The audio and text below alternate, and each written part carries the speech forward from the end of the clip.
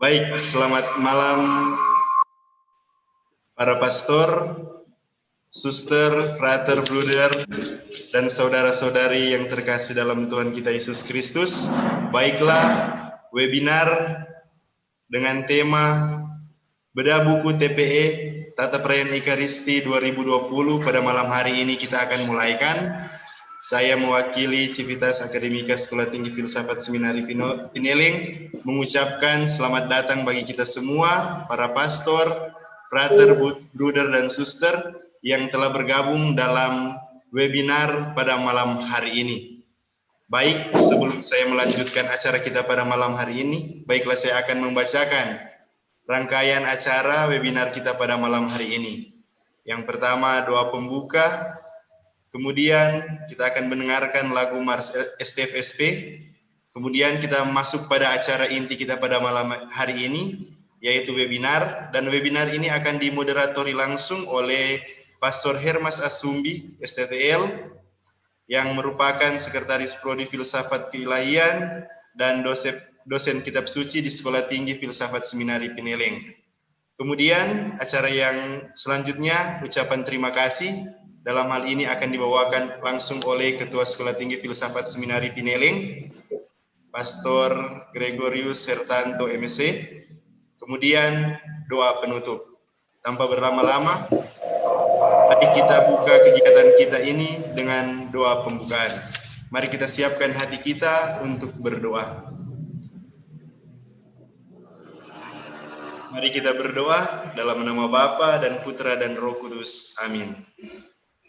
Allah Bapa yang penuh cinta, terima kasih atas berkat-Mu kepada kami semua, cinta-Mu kepada kami semua hingga saat ini, sehingga Engkau dapat mempertemukan kami secara online melalui Zoom pada malam hari ini. Bapa, pada kesempatan malam hari ini kami akan melangsungkan webinar dengan tema Bedah Buku Tata Perayaan Ekaristi tahun 2020. Semoga Engkau memberkati kami semua, khususnya moderator dan pemateri yang akan membawakan materi pada malam hari ini. Berkati seluruh rangkaian acara pada malam hari ini agar dapat berjalan dengan baik. Inilah doa yang kami panjatkan kepadamu dengan pengantaran Kristus Tuhan kami. Amin. Dalam nama Bapa dan Putra dan Roh Kudus. Amin. Baik para pastor, frater, bruder, suster, dan umat yang terkasih, baik, kita akan masuk pada acara yang selanjutnya, yakni kita akan mendengarkan lagu Mars Sekolah Tinggi Filsafat Seminari Pineling. Rangkaian acara pada malam hari ini agar dapat berjalan dengan baik. Inilah doa yang kami panjatkan kepadamu dengan pengantaran Kristus Tuhan kami. Amin. Dalam nama Bapa dan Putra dan Roh Kudus. Amin.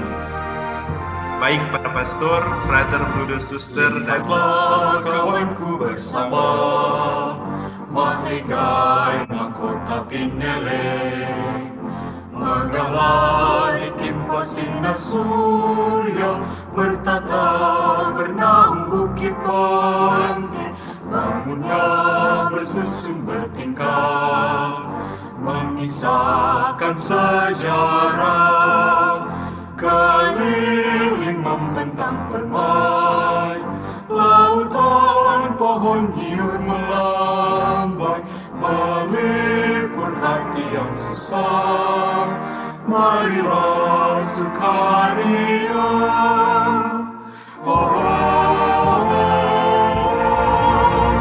Tidak akan ku lupa kendati tempatmu nan terpencil, seminari hati kudus, namamu agunglah, namamu agunglah.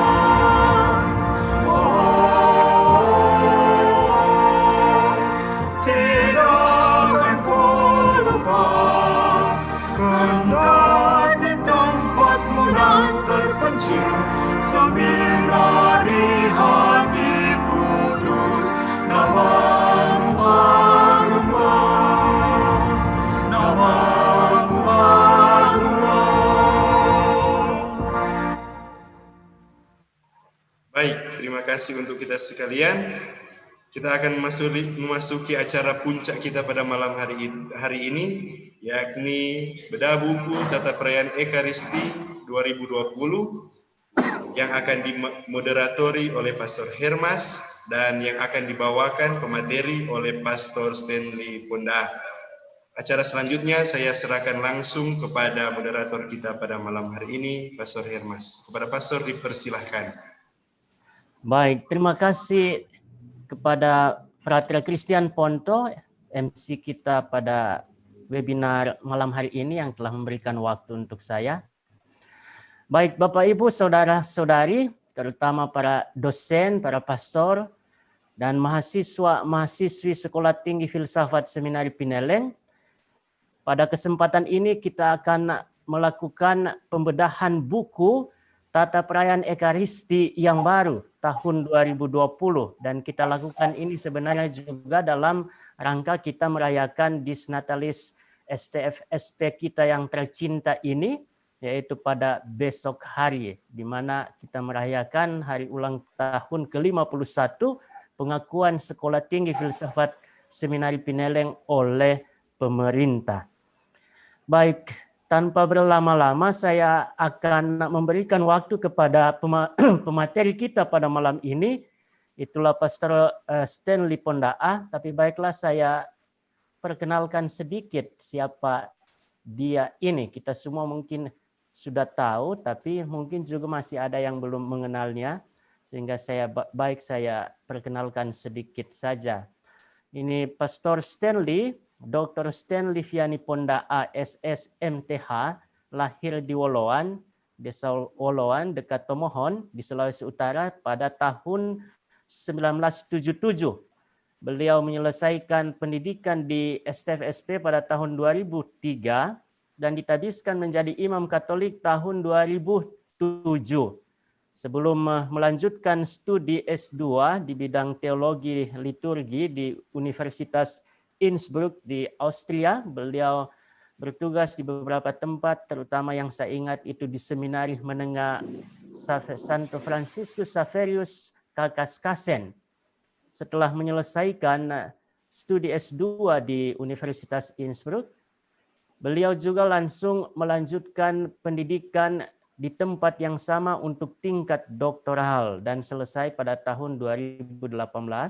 Kemudian kembali ke Indonesia dan mengabdi sebagai pengajar di Sekolah Tinggi Filsafat Seminari Pineleng, juga menjadi khususnya di program studi teologi, tapi juga mengabdi sebagai pembina di Skolastikat MSC Pineleng, di mana para frater, para calon imam dari Tarekat Misionaris Hati Kudus tinggal belajar dan membina diri untuk menjadi seorang imam biarawan. Dan sekarang juga beliau diminta menjadi Ketua Komisi Liturgi untuk Keuskupan Manado. Itu perkenalan singkat untuk pemateri kita pada malam ini.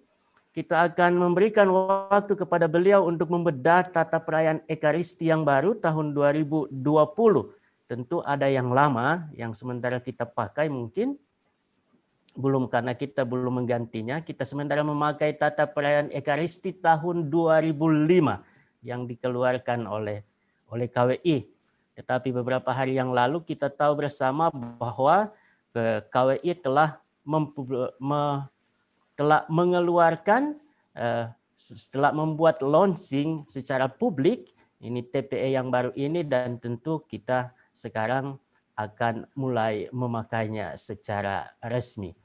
Dan kita perlu untuk mengetahui apa yang terjadi di sana, ada perubahan dan macam-macam. Saya kira ini ahli liturgi kita akan memberitahu kita, menjelaskan kepada kita supaya kita bisa memakainya dengan sadar tapi juga dengan benar. Baik, waktu sepenuhnya saya akan berikan kepada Pastor Stanley untuk memaparkan materinya. Silakan Pastor Stanley. Iya, terima kasih Pastor Hermas. Mudah-mudahan mendengar suara saya jelas. Ya, bisa Pastor, silakan. Ya, terima kasih atas kesempatan. Juga saya menyapa para peserta webinar yang hadir dari berbagai tempat. secara khusus saya menyapa Monsinyur Roli Untu yang hadir juga di dalam acara webinar ini. Rekan-rekan dosen, sebenarnya webinar ini dirancang sebenarnya sebagai katakanlah satu kuliah umum untuk sivitas akademika Sekolah Tinggi Filsafat Seminari Pineleng. Makanya kami tidak menggunakan istilah sosialisasi tapi lebih bedah, sehingga memang nuansanya sedikit akademis. Memang akan ada waktu untuk sosialisasi ke umat, mungkin hal-hal yang lebih praktis. Karena itu minta maaf kalau misalnya ada hal-hal tertentu yang mungkin sedikit akademis, karena memang seperti itu dirancang rancangan awalnya. Ya. Tetapi membedah buku TPE ini bukan sesuatu yang sulit, bahannya juga bukan sesuatu. Ya. Sebagaimana kita ketahui, pada tanggal 7 Mei yang lalu sudah di-launching buku Tata Perayaan Ekaristi yang baru, namanya TPE 2020. Kenapa 2020 bukan 2021? Karena memang dikeluarkan di Jakarta pada Pesta Keluarga Kudus 27 Desember 2020. Ya. Sebelum di launching, penerbit Obor sudah mengirimkan di keuskupan ada 3 eksemplar, satu untuk komisi liturgi dan satu untuk ekonom untuk dipelajari. Ya. Nah, sebagai informasi untuk Keuskupan Manado, pengiriman masih sementara berjalan, dikirim lewat kapal sehingga umat belum memegang, tetapi kita uskup dan ekonom itu sudah memegang sehingga sudah ada waktu untuk melihat apa yang baru lalu membandingkannya dengan TPE yang lama. Nah, Bapak Ibu, saya akan share screen. Ya. Malam. Ya, saya akan memperkenalkan. Tentu ada hal-hal tertentu yang memang agak sulit untuk dimengerti kalau kita tidak memegang TPE. Tetapi ini semacam satu perkenalan apa yang baru, apa yang tetap dari Tata Perayaan Ekaristi yang baru 2020 dengan membandingkannya dengan Tata Perayaan Ekaristi yang lama biarpun masih berlangsung sampai sekarang, itulah TPE 2005. Ya. Sebenarnya ini memang sebagaimana dalam launching dikatakan yang paling banyak harus mempelajari dengan intensif dan sangat teliti sebenarnya adalah para imam. Sehingga di dalam bedah buku ini saya lebih banyak melihat yang disebut dengan rubrik atau apa yang harus dibuat oleh selebran, sedikit juga apa yang harus dibuat oleh imam, ya, karena tata perayaan itu selalu berkaitan dengan teks liturgi. Sebagai pengantar sekilas, saya coba jelaskan tentang tata perayaan Ekaristi secara sekilas perjalanannya, sangat singkat. Sebenarnya ini bisa menjadi sebuah studi historis yang lebih mendalam. Kita tahu salah satu buah implementasi pembaruan liturgi Konsili Vatikan II adalah munculnya apa yang disebut dengan Missale Romanum Ordo Missae Editio Typica 1969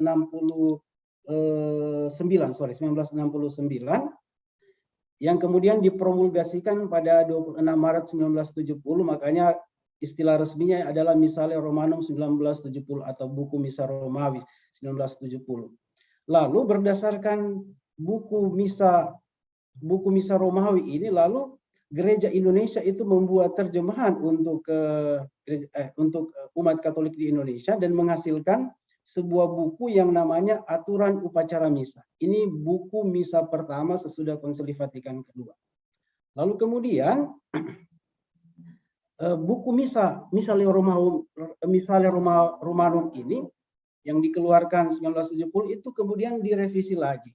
Ada yang disebut dengan Editio Typica. Editio Typica Secunda 1975 itu direvisi, diperbaharui, dan muncullah apa yang disebut Missale Romanum 1975, Editio Typica Secunda. Dan berdasarkan Missale Romanum Editio Typica Secunda ini, muncullah yang disebut dengan Tata Perayaan Ekaristi dalam bahasa Indonesia 1979, yang disetujui sebenarnya pada tahun 1977 sebagai ad experimentum oleh Mawi. Kemudian Missale Romanum ini terus-menerus diperbaharui. Pembaharuan ketiga itu dibuat pada tahun 2002, muncullah yang disebut dengan Misale Romanum 2002 Editio Typica Tertia sebagai hasil direvisi dari Misale Romanum 1975. Dan berdasarkan Ordo Mise dalam Misale Romanum Editio Typica Tertia ini 2002 muncullah yang disebut dengan Tata Perayaan Ekaristi 2005 yang berlaku, yang masih tetap dipakai sampai sekarang. Ya. Dan kita tahu, jadi sekali lagi tata perayaan itu selalu diperbaharui. Ya. Dan pada tanggal 27 Desember 2020, KWI menetapkan buku Tata Perayaan Ekaristi 2020 ini sebagai pertama hasil revisi dari TPE 2005, dan revisi ini berdasarkan apa yang disebut dengan Ordo Mise atau Tata Perayaan Misa dalam Misale Romanum Editio Typica Tertia Reimpressio Emendata 2008. Ya. Dan itu diluncurkan beberapa hari yang lalu. Ya. Kalau teks Latin Editio Typica Tertia 2002 itu kita bisa download di internet, tetapi yang Editio 2008 itu tidak ada di internet sehingga saya sulit untuk membandingkan teks-teksnya. Ini sedikit sejarah tentang perjalanan TPE di Indonesia. Jadi sekurang-kurangnya kalau kita masih ingat-ingat ini tampilan-tampilan dari TPE yang pernah kita miliki. Jadi ada aturan upacara misa 1970, ini aturan upacara misa 1971, lalu yang di bawahnya itu buku Imam Tata Perayaan Ekaristi yang lama juga dipakai. Juga ada Tata Perayaan Ekaristi 2005 dan terakhir Tata Perayaan Ekaristi 2020. Semuanya sebenarnya berdasar pada Misale Romanum sebagai editio typica di mana semua teks-teks liturgi dan perayaan itu mengacu. Jadi kita masih bisa ingat tentu ini buku-buku yang pernah kita miliki di dalam sejarah perayaan Ekaristi di Indonesia. Nah, sekarang kita akan melihat isi dari Tata Perayaan Ekaristi 2020 tentu dengan membandingkannya dengan Tata Perayaan Ekaristi 2005 supaya kita bisa melihat jelas apa perbedaannya, apa yang berubah, apa yang tetap ya. Dari segi jumlah halaman kita bisa melihat Tata Perayaan Ekaristi 2005 itu kalau tidak salah saya cek itu 449 halaman. Sedangkan Tata Perayaan Ekaristi 2020 itu sedikit, ya, 410 halaman. Kenapa itu sedikit? Sebentar kita akan lihat. Jadi ada teks-teks tertentu yang tidak dicantumkan lagi di dalam Tata Perayaan Ekaristi yang baru ini. Mari kita lihat satu-satu. Kita mulai dengan ritus pembuka. Ya. Jadi supaya lebih gampang, saya akan membandingkan antara TPE 2005 dan 2020. Saya berharap tentu tidak ada gangguan teknis dalam pembawaan dan secara mendetail saya akan lihat, mudah-mudahan waktunya itu cukup. Kalau tidak ya ada file yang bisa saya kirimkan kepada Bapak Ibu, rekan-rekan dosen, para pastor yang bisa dilihat sendiri ya. Jadi sekali lagi paling gampang memang mudah untuk dimengerti kalau kita sendiri memiliki buku dan kita coba bandingkan sendiri-sendiri. Ini yang saya tampilkan ini sejauh pengamatan saya. Mungkin apa yang saya amati itu belum lengkap. Bapak Ibu atau para dosen, para pastor, rekan-rekan semua bisa melihat sendiri. Jadi fokusnya kita akan lihat pertama rubriknya, tetapi juga ada teks-teks doanya. Kalau kita bandingkan ritus pembuka, ini berkaitan dengan sikap umat dalam ritus pembuka. Di dalam TPE 2005 umat itu berdiri. Hal yang sama juga di dalam TPE 2020 ritus pembuka pada awal misa umat berdiri. Tetapi ada sedikit perubahan. Misalnya dalam TPE 2005 tata cara tobat 1 sesudah ajakan imam dalam rubrik dikatakan ada kemungkinan umat untuk berlutut. Dan ini paling populer sampai sekarang. Ya. Jadi pada tata cara tobat konfiteor umat bisa berlutut ditaruh di dalam kubur. Di dalam TPE 2020 sangat jelas dikatakan mulai dari perarakan masuk sampai doa kolekta semua tetap berdiri. Ini tentu sesuatu yang baru. Sebenarnya bukan sesuatu yang baru, tapi semua yang dicantumkan di dalam TPE 2020 adalah apa yang ada di dalam apa yang disebut dengan Misale Romanum.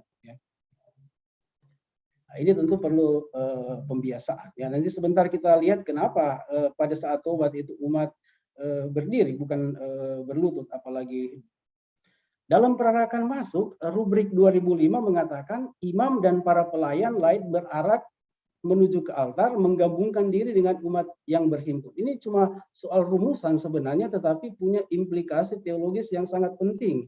Dalam TPE 2005, mulai dengan imam dan para pelayan. Lalu dalam TPE 2020, rubrik itu memulai dengan sesuatu yang sesuai dengan misalnya Romanum, mulai dengan setelah umat berkumpul, jadi lain sekali. Ini bukan cuma soal rumusan, tetapi ada mentalitas di balik itu. Ya. Jadi 2020 itu benar-benar menerjemahkan rubrik dari misalnya Romanum, ini ablativus absolutus populo congregatur. Jadi ketika umat berkumpul, ya setelah umat berkumpul. Nah, ini tentu ada paham teologis di balik itu untuk menekankan bahwa misa itu pertama-tama adalah perayaan umat yang berkumpul, bukan pertama-tama imam dan para pelayannya. Di dalam 2005 itu ada kemungkinan misalnya perarakan diiringi dengan nyanyian atau kegiatan lain yang sesuai, misalnya tarian yang melibatkan seluruh umat. Di dalam TPE 2020 itu sangat sederhana.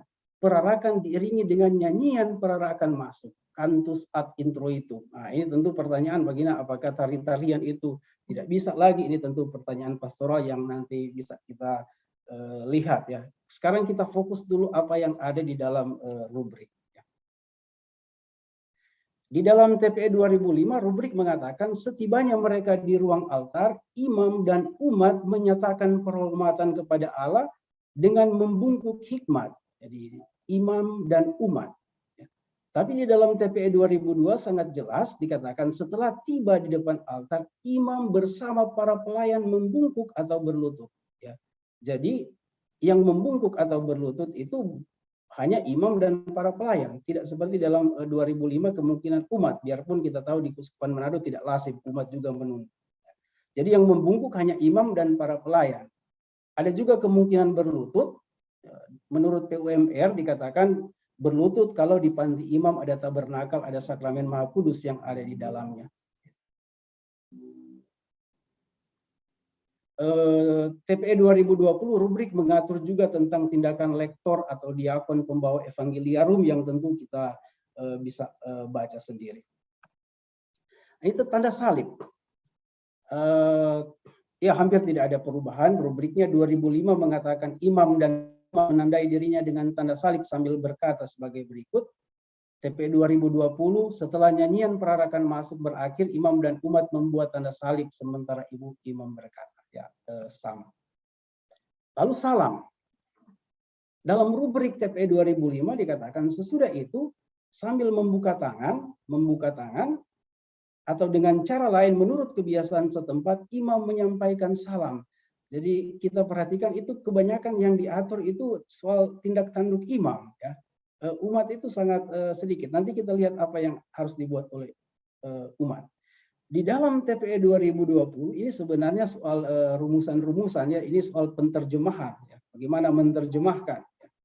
Dalam TPE 2020 dikatakan lalu imam seraya merentangkan tangan. Jadi beda sekali dengan 2005 yang imam itu membuka tangan.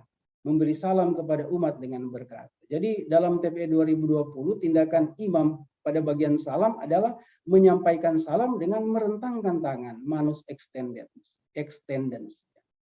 Lalu di dalam TPE 2005 ada 6 rumusan salam dan salah satu salam untuk uskup. Jadi praktis ada 7 untuk imam dan 1 untuk uskup.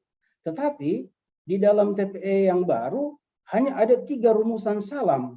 Tapi disediakan pola lagu dan salah satu rumusan adalah khusus untuk uskup. Jadi ada reduksi atau pengurangan teks-teks yang karena mungkin terlalu banyak tidak dipakai sehingga perlu pengurangan. Tapi terutama tambahan-tambahan yang tidak ada di dalam misalnya Romanum itu tidak dicantumkan lagi. Kita akan lihat juga di dalam TPE 2020 itu juga ada perubahan rumusan-rumusan doa atau rumusan-rumusan rubrik. Dan perubahan itu bukan sesuatu yang baru, tetapi disesuaikan dengan teks Latin di dalam misalnya Romanum 2002 atau 2008. Sehingga kita akan melihat ada rumusan-rumusan yang lain. Misalnya rumusan Tuhan bersamamu dan sertamu juga itu tidak dicantumkan lagi di dalam TPE 2020. Kenapa tidak dicantumkan? Praktis kalau saya cek memang karena itu tidak ada di dalam misalnya Romanum 2002. Sayang sekali saya tidak punya teks 2008, tetapi hanya beberapa perbedaan saja antara misalnya Romanum 2002 dengan 2008. Ini tobat, soal tobat. Dalam 2005 dikatakan dalam rubrik imam mengajak umat dengan menyesali dan mengaku dosa dengan kata-kata berikut atau senada. Rubrik melanjutkan, seluruh umat mengaku dosa dengan salah satu doa tobat disertai sikap tobat. Jadi katakan doa tobat dalam TPE 2005. Tetapi dalam TPE 2020 dikatakan sesudah itu menyusul pernyataan tobat. Jadi ini bukan hanya soal terjemahan, tapi ini soal paham di balik itu. Doa tobat dengan pernyataan tobat itu tentu beda. Untuk itu imam mengajak umat beriman dengan berkat. Sesudah itu semua bersama-sama mengucapkan rumusan pengakuan umum. Jadi kalau yang satu mengucapkan doa tobat, yang TPE 2020 sesuai dengan memang misalnya Romanum yang diucapkan adalah pengakuan umum. Ya, jadi ini. Jadi bagian tobat ini disebut pernyataan tobat atau actus penitentialis. Ini terjemahan harafiah dari teks Latin. Jadi rumusan yang diucapkan oleh umat adalah rumusan pengakuan umat umum. Oleh karena itu, sikap yang tepat untuk sebuah tindakan pengakuan adalah berdiri. Ya. Jadi bukan doa, ya, bukan berlutut. Ya, gitu. Sama dengan pengakuan iman di dalam kredo. Kredo kan kita tidak berlutut atau tidak duduk, tetapi kita berdiri. Begitu juga dengan pernyataan tobat. Jadi saya mengaku itu konfiteor itu sebenarnya bukan doa, tetapi itu pernyataan. Ya, pernyataan dan sikap yang tepat untuk sebuah pernyataan adalah berdiri, bukan berlutut, apalagi duduk sebagaimana yang kita praktekkan. Nah, kita lihat ada rumusan tata cara tobat sangat jelas bahwa dalam TPE 2020 itu mereduksi atau mengurangi teks-teks yang terlalu banyak. Ya. Kita bisa lihat, kita bisa bandingkan. Jadi yang dalam tata cara tobat 2020 tertinggal rumusan pengakuan umat, umum, tata cara 1, tata cara 2, dan tata cara 4, peringatan pembaptisan. Ya. Beda sekali dengan 2005 yang terlalu banyak pilihan yang praktis memang tidak digunakan di dalam perayaan. Tuhan kasihanilah. Nah, ini cuma soal perumusan. Di dalam rubrik 2005 dipakai istilah Tuhan kasihanilah. Ya. Tapi di dalam rubrik TPE 2020 ini cuma soal terjemahan, ya namanya terjemahan kan ya soal interpretasi. Ya. Istilah yang dipakai adalah Tuhan kasihanilah kami, Kyrie eleison. Dalam 2005 tanpa lagu, Tuhan kasihanilah kami tidak ada pula lagu, tetapi di dalam TPE 2020 kita akan lihat disediakan pula lagu. Ya. Disediakan pula lagu dengan notnya yang tentu bisa dipakai secara praktis. Amada kemuliaan persis sama. Yang bedanya adalah variasi mengucapkan nyanyian solis cor umat atau umat bagian kiri dan bagian kanan itu dihilangkan. Jadi sangat sederhana, dalam TPE 2020 dikatakan lalu mada kemuliaan dinyanyikan atau diucapkan sesuai dengan petunjuk, diangkat oleh imam atau solis atau cor, dilanjutkan oleh seluruh umat bersama imam. Jadi variasi-variasi yang ditaruh di dalam TPE 2005 misalnya imam umat, solis cor umat, umat kanan kiri, umat kanan kiri, bagian kanan dan kiri itu dihilangkan. Di dalam TPE 2005 tidak ada pola lagu untuk kalimat pertama kemuliaan. Jadi praktis kita mesti lihat di dalam imam itu mesti lihat di dalam buku pada bakti atau puji syukur. Tapi di dalam TPE 2020 disediakan 5 pola lagu untuk kalimat pertama mada kemuliaan. Nah, ini tentu berarti imam itu mesti pelajari. Jadi banyak hal yang di dalam TPE 2020 itu memang berkaitan dengan imam mesti pelajari, notnya perhatikan juga perubahan-perubahan terjemahan atau teksnya. Lalu ini juga yang menarik, selama ini kita pakai istilah doa kolekta. Jadi di dalam TPE 2005 dipakai istilah doa pembuka. Jadi doa pembuka. Dalam rubrik dikatakan kemudian imam sambil merentangkan tangan melakukan atau mengucapkan doa pembuka. Di dalam TPE 2020 tidak lagi dipakai istilah doa pembuka tetapi doa kolekta. Jadi persis benar-benar terjemahan dari teks Latin. Dalam rubrik dikatakan kemudian imam dengan tangan terentang mengucapkan doa kolekta. Kenapa disebut doa kolekta? Ya, karena imam merangkumkan atau mengumpulkan doa yang disampaikan oleh oleh umat secara pribadi pada saat hening. Jadi mengumpulkan kolejer. Ya. Jadi tidak lagi pakai doa pembuka. Ya, karena praktis doa ini sebenarnya bukan membuka misa. Jadi memang tidak tepat doa pembuka. Justru doa kolekta ini sebenarnya menutup bagian ritus pembuka sebenarnya, bukan membuka misa. Jadi menutup ritus pembuka dari perayaan Ekaristi. Ini tentu sebagai imam nanti selebran kita memperhatikan memang ada hal yang memang perlu pembiasaan, perubahan-perubahan terjemahan, ya, yang kita bisa lihat sendiri, ya, perubahan-perubahan terjemahan. Misalnya di dalam doa kolekta bisa jadi arahkan kepada Allah Bapa, di akhir ada rumusan seperti ini. Sama juga dengan TPE 2005, tetapi dalam 2020 sedikit ada rumusan yang lain. Yang berikut kita lihat liturgi sabda. Itu sama seperti di dalam TPE 2005. Dan TPE 2020 sikap umat itu duduk dari bacaan pertama, Mazmur tanggapan, dan bacaan kedua. Begitu juga sama Mazmur bacaan pertama, Mazmur tanggapan, dan bacaan pertama, Mazmur tanggapan, dan bacaan kedua itu dibawakan dari mimbar. Itu persis sama juga di dalam TPE 2020. Mungkin kalau kita perhatikan di dalam rubrik, hal yang berubah adalah misalnya di dalam rubrik TPE 2005, kalau kita perhatikan dikatakan pada hari raya bacaan kedua itu dapat dilakukan. Biarpun praktis di dalam perayaan itu tidak pernah kita melakukan bacaan kedua. Ya. Sedangkan Injil saja jarang dilakukan, apalagi bacaan kedua. Tapi ini cuma soal perubahan di dalam rumusan rubrik. Dalam TPE 2020 hanya dikatakan untuk bacaan kedua, sesudah itu jika ada bacaan kedua, lektor membacakannya dari mimbar. Jadi tidak lagi dikatakan kemungkinan untuk menyanyikan bacaan kedua pada hari raya.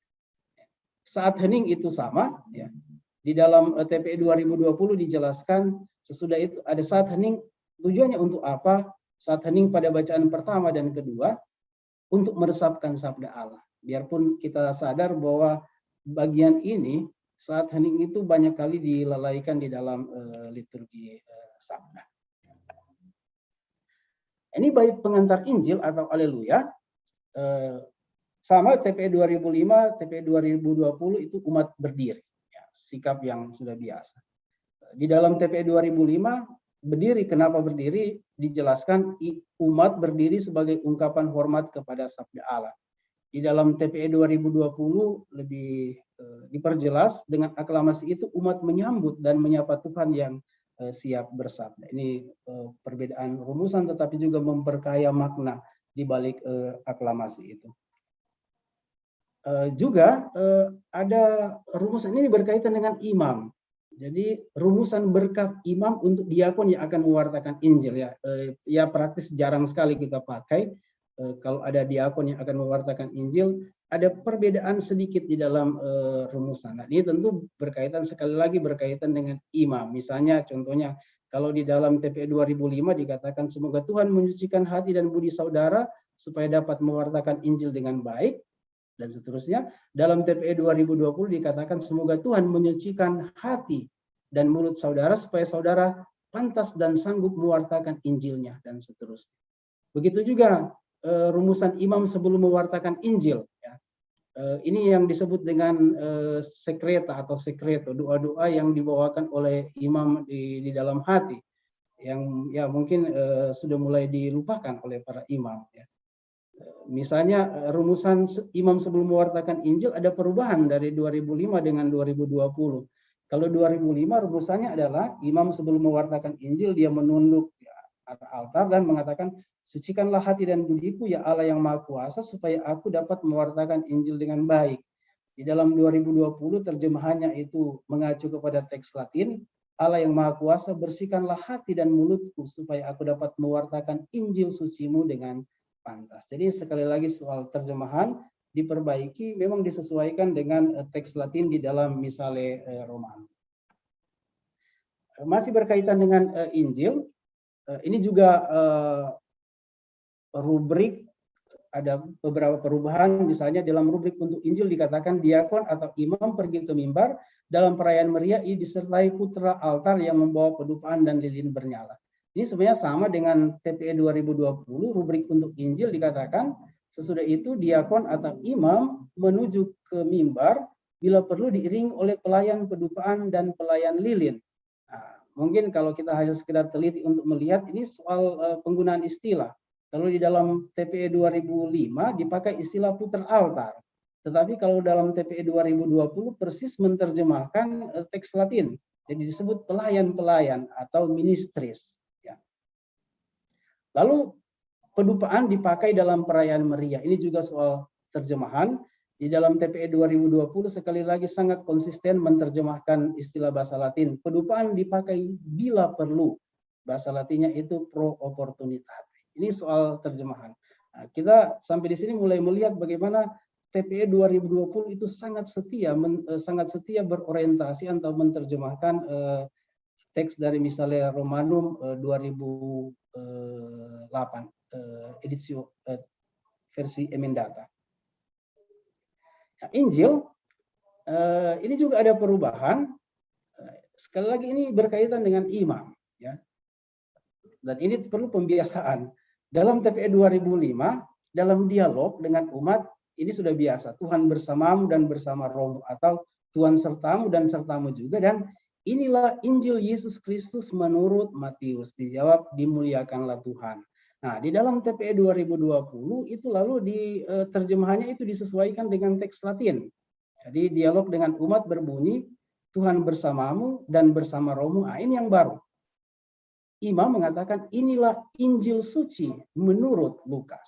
Dijawab dimuliakanlah Tuhan. Jadi bukan Injil Yesus Kristus.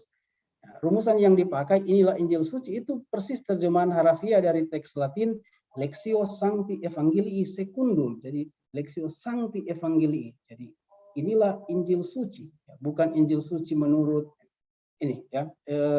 Tentu hal ini perlu pembiasaan dari kita para imam. Juga ini juga hal yang menarik. Saya juga sangat penasaran ini bagaimana itu diterima di umat. Di dalam rubrik untuk Injil dalam TPE 2005 dikatakan begini. Kemudian imam, diakon, dan umat. Jadi imam, diakon, dan umat membuat tanda salib dengan ibu jari pada dahi, mulut, dan dadanya sendiri. Dan ini biasa kita buat. Jadi praktis imam, diakon, dan umat membuat tanda salib pada dahi, mulut, dan dada. Ini yang kita buat. Nah, di dalam TPE 2020 itu persis menerjemahkan apa yang ada di dalam misalnya Romanum. Rubrik mengatakan begini, dan sementara itu, ini beda dengan kemudian, ya, sementara itu, ya, interim. Imam menandai buku dan dirinya pada dahi, mulut, dada dengan tanda salib. Ini persis terjemahan dari teks Latin et interim signat librum ad se ipsum in fronte ore et pectum. Jadi rubrik tidak mewajib. Jadi sebenarnya rubrik tidak mewajibkan umat untuk membuat tanda salib pada dahi, mulut, dan dada. Nah, ini tentu akan menjadi krisis, ya. Kita sudah bertahun-tahun seperti ini, ya. Kita juga bukan hanya kita di Indonesia, tapi pengalaman mengikuti misa di daerah-daerah yang berbahasa Jerman itu juga seperti ini. Jadi bukan cuma imam tapi umat juga. Tetapi ternyata setelah kita cek di dalam rubrik itu memang seperti itu. Jadi yang dianjurkan yang dikatakan oleh rubrik hanya pemimpin yang menandai membuat tanda salib pada dahi, mulut, dan dadanya. Memang di dalam rubrik tidak diwajibkan, tetapi kenapa umat buat begitu? Memang secara simbolis itu sangat tepat, ya, begitu. Saya tidak komentar seperti kita lihat bagaimana perkembangannya di dalam praktis liturgi. Nah, aklamasi itu ini juga yang menarik. Dalam TPE 2005 dikatakan setelah pembacaan Injil selesai, diakon atau imam mengangkat evangeliarium sambil menyerukan atau melakukan salah satu aklamasi di bawah ini. Jadi tindakan imam dan diakon adalah mengangkat sesudah Injil itu diwartakan. Dalam TPE 2020, sekali lagi sesuai dengan misalnya Romanum, rubrik untuk aklamasi sesudah Injil hanya dikatakan begini, sesudah membacakan Injil, diakon atau imam berseru. Rubrik tidak memerintahkan imam atau diakon untuk mengangkat evangeliarium. Ya. Ini saya perhatikan praktek itu bervariasi. Jadi ada imam yang mengangkat, ada yang tidak. Ya. TPE yang baru ini sama sekali tidak menyinggung lagi kebiasaan praktek imam atau diakon mengangkat evangeliarium. Dan itu memang kalau kita lihat keterangan di dalam evangeliarium memang tidak perlu diakon atau imam mengangkat. Ini juga, ada rumusan lagi yang berubah, sekali lagi berkaitan dengan imam. Kalau di dalam TPE 2005, aklamasi sesudah Injil dikatakan begini, demikianlah Injil Tuhan, dijawab terpujalah Kristus. Ya. Dan lain-lain, berbahagialah orang yang lain. Jadi demikianlah Injil Tuhan. Ini sudah menjadi kebiasaan kita. Di dalam TPE 2020, aklamasi sesudah Injil itu persis terjemahan dari teks Latin, bukan demikianlah Injil Tuhan, tetapi demikianlah sabda Tuhan, dan dijawab terpujilah Kristus. Jadi persis terjemahan dari teks Verbum Domini. Ya. Demikianlah sabda Tuhan. Ini juga menarik, kalau misalnya TPE 2005 kita lihat ada beberapa pilihan aklamasi sesudah Injil, TPE 2020 hanya menyediakan satu rumusan aklamasi sesudah Injil. Ya. Jadi rumusan-rumusan yang berbahagialah orang yang mendengarkan sabda dan lain-lain itu sudah tidak ada lagi. Ya. Jadi yang ada hanya demikianlah sabda Tuhan, terpujilah Kristus. Ya. Juga ini rumusan yang biasa diucapkan oleh imam atau diakon pada saat mengecup evangeliarium, itu ada sedikit perubahan rumusan yang para imam bisa melihat sendiri perubahannya.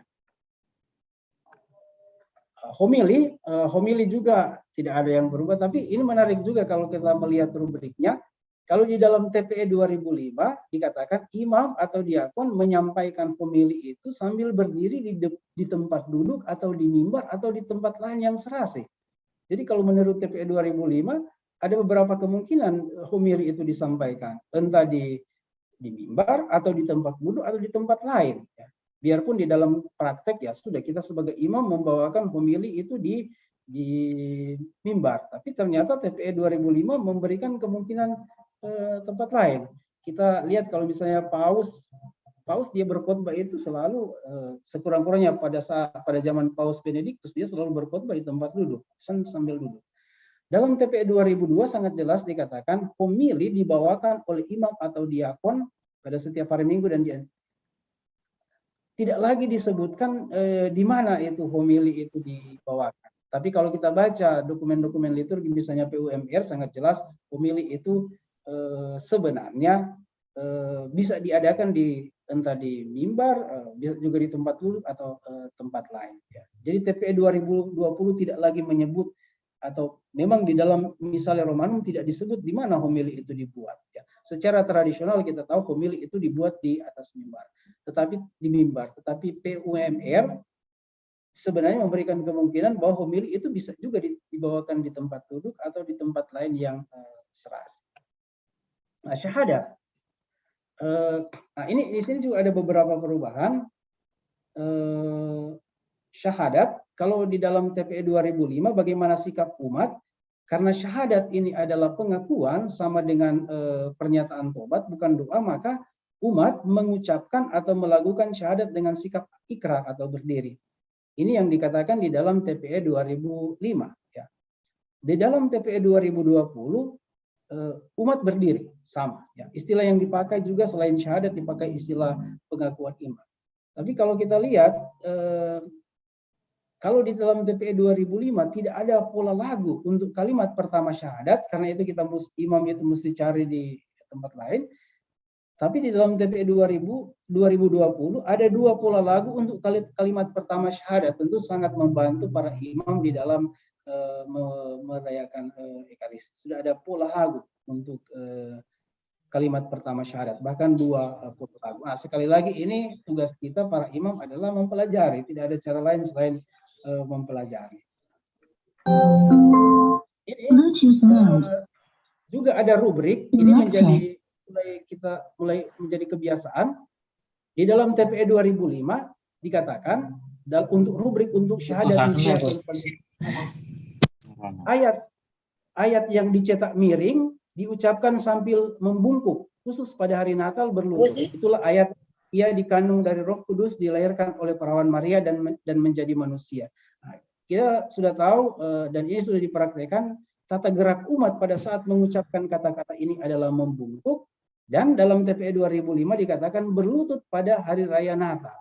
Nah, tapi di dalam TPE 2020 sesuai Misale Romanum dikatakan pada kata-kata berikut sampai pada menjadi manusia semua menundukkan kepala, ya.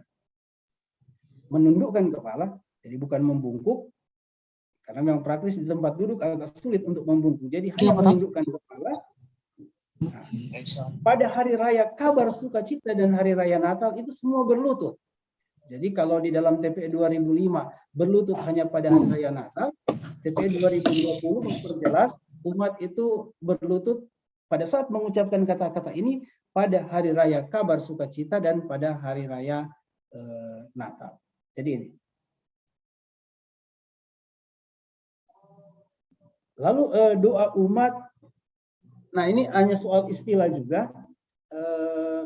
Kita terbiasa dengan istilah doa umat. Seperti yang tercantum di dalam rubrik, dengan tangan terkatup, imam mengajak atau mengundang umat untuk memanjatkan doa umat. Tetapi di dalam TPE 2020, persis istilah dipakai adalah menerjemahkan istilah atau kata-kata dalam bahasa Latin. Rubrik untuk doa umat dikatakan lalu doa universal atau doa umat beriman. Jadi ini memang agak kurang lazim, doa universal. Tapi kedua istilah ini sebenarnya terjemahan dari oratio universalis, doa universal, atau doa umat beriman, oratio fidelium. Ini soal istilah-istilah yang disesuaikan dengan teks Latin. Nah, para rekan-rekan pastor, dosen, mahasiswa, Bapak Uskup dan umat, kita lanjutkan ke liturgi Ekaristi. Mudah-mudahan waktu masih cukup ya. Nah, ini kita bisa perhatikan ada perubahan-perubahan rubrik, sama sikap umat itu duduk.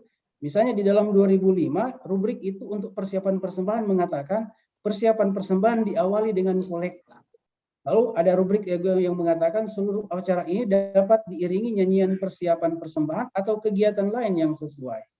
Nah, di dalam TPE 2020, rubrik untuk persiapan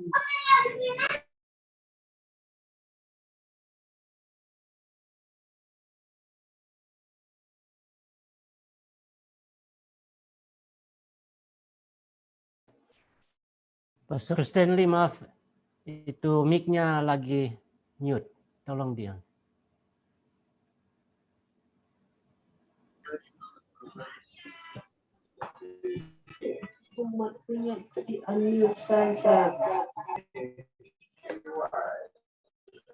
Sudah kedengaran? Sudah? Bisa. Silakan. Oke. Silakan lanjut, Pastor. Tolong dicek kalau ini ya. Kalau ada masalah tolong dikasih tahu. Ya. Lalu ya ini sekali lagi berkaitan dengan para imam, ada perubahan perumusan, tapi juga misalnya soal nama ya. Doa yang kita ucapkan doa yang biasanya diucapkan atas bahan persembahan, doa pengunjukan bahan persembahan, terpujilah Engkau Tuhan Allah semesta alam, itu kalau di dalam TPE yang baru 2020 itu tidak lagi masuk di dalam satu upacara khusus pengunjukan bahan persembahan. Jadi dalam TPE 2020 istilah atau ritual pengunjukan bahan persembahan itu tidak ada lagi. Doa ini masuk di dalam judul persiapan persembahan. Ya. Jadi istilah penunjukan atau pengunjukan bahan persembahan itu tidak ada lagi di dalam TPE 2020. Kita bisa perhatikan di situ. Juga bisa memperhatikan sedikit perubahan rumusan untuk rubrik. Nah, juga masih dalam kaitan dengan itu, jadi kalau rubrik 2025 mengatakan begini, kemudian diakon atau imam menuangkan anggur dan sedikit air ke dalam piala sambil berkata dengan suara lembut, sebagaimana dilambangkan oleh percampuran air dan anggur ini dan lain-lain. Ya. Jadi kata-kata ini dikatakan di dalam TPE 2005 itu diucapkan dengan suara lembut. Jadi kalau suara lembut berarti masih ada suaranya, ya, biar kecil. Tapi di dalam TPE 2020 dikatakan diakon atau imam menuangkan anggur dan sedikit air ke dalam piala sambil berkata dalam hati. Jadi ini soal perbedaan terjemahan tapi juga perbedaan konsekuensi di dalam praktis. Jadi kata-kata sebagaimana dilambangkan oleh percampuran air dan anggur ini dan lain-lain itu kita ungkapkan di dalam hati. Inilah yang disebut dengan sekreto. Ya, doa-doa sekreto atau doa-doa yang diucapkan oleh imam atau diakon dalam hati. Ya. Dalam TPE 2020 sekreto itu memang diterjemahkan dalam hati. Dalam TPE 2005 sekreto itu diterjemahkan dengan suara lembut. Jadi ini soal bukan cuma terjemahan tapi juga ini berkaitan dengan praktis bagaimana itu menyampaikan. Ya. Nah ini juga saya lihat catatan untuk TPE 2020 doa pujian yang mengiringi pengangkatan patena dengan roti dan piala. Terpujilah Engkau Tuhan Allah semesta alam. Kedua rumusan di dalam TPE diucapkan oleh imam atau diakon dengan suara lembut. Ya. Tambahan keterangan dalam TPE, jika nyanyian persembahan tidak ada, imam dapat mengucapkan kedua rumusan itu dengan suara lantang. Ini biasa kita buat. Ya. Jadi kalau tidak ada nyanyian, ya kita ucapkan kalimat ini dengan suara lantang. Terpujilah Engkau ya Tuhan Allah semesta alam dan seterusnya. Ya, kalau tidak ada nyanyian. Dan dapat diakhiri dengan seruan umat, terpujilah Allah selama-lamanya. Seperti biasa. Juga sekarang kita lihat rubrik untuk pada saat imam membasuh tangan. Di dalam TPE 2005 dikatakan sesudah itu imam membasuh tangan di sisi altar sambil berdoa dalam hati, sekreto. Sama juga dengan dalam TPE 2020, lalu imam berdiri di sisi altar, membasuh tangan seraya berkata dalam hati. Nah, ini soal sekali lagi perubahan rumusan yang sebagai imam kita bisa sendiri memperhatikan. Misalnya di dalam rumusan TPE 2005, doa imam adalah, ya Tuhan bersihkanlah aku seluruhnya dari kesalahanku dan sucikanlah aku dari dosaku.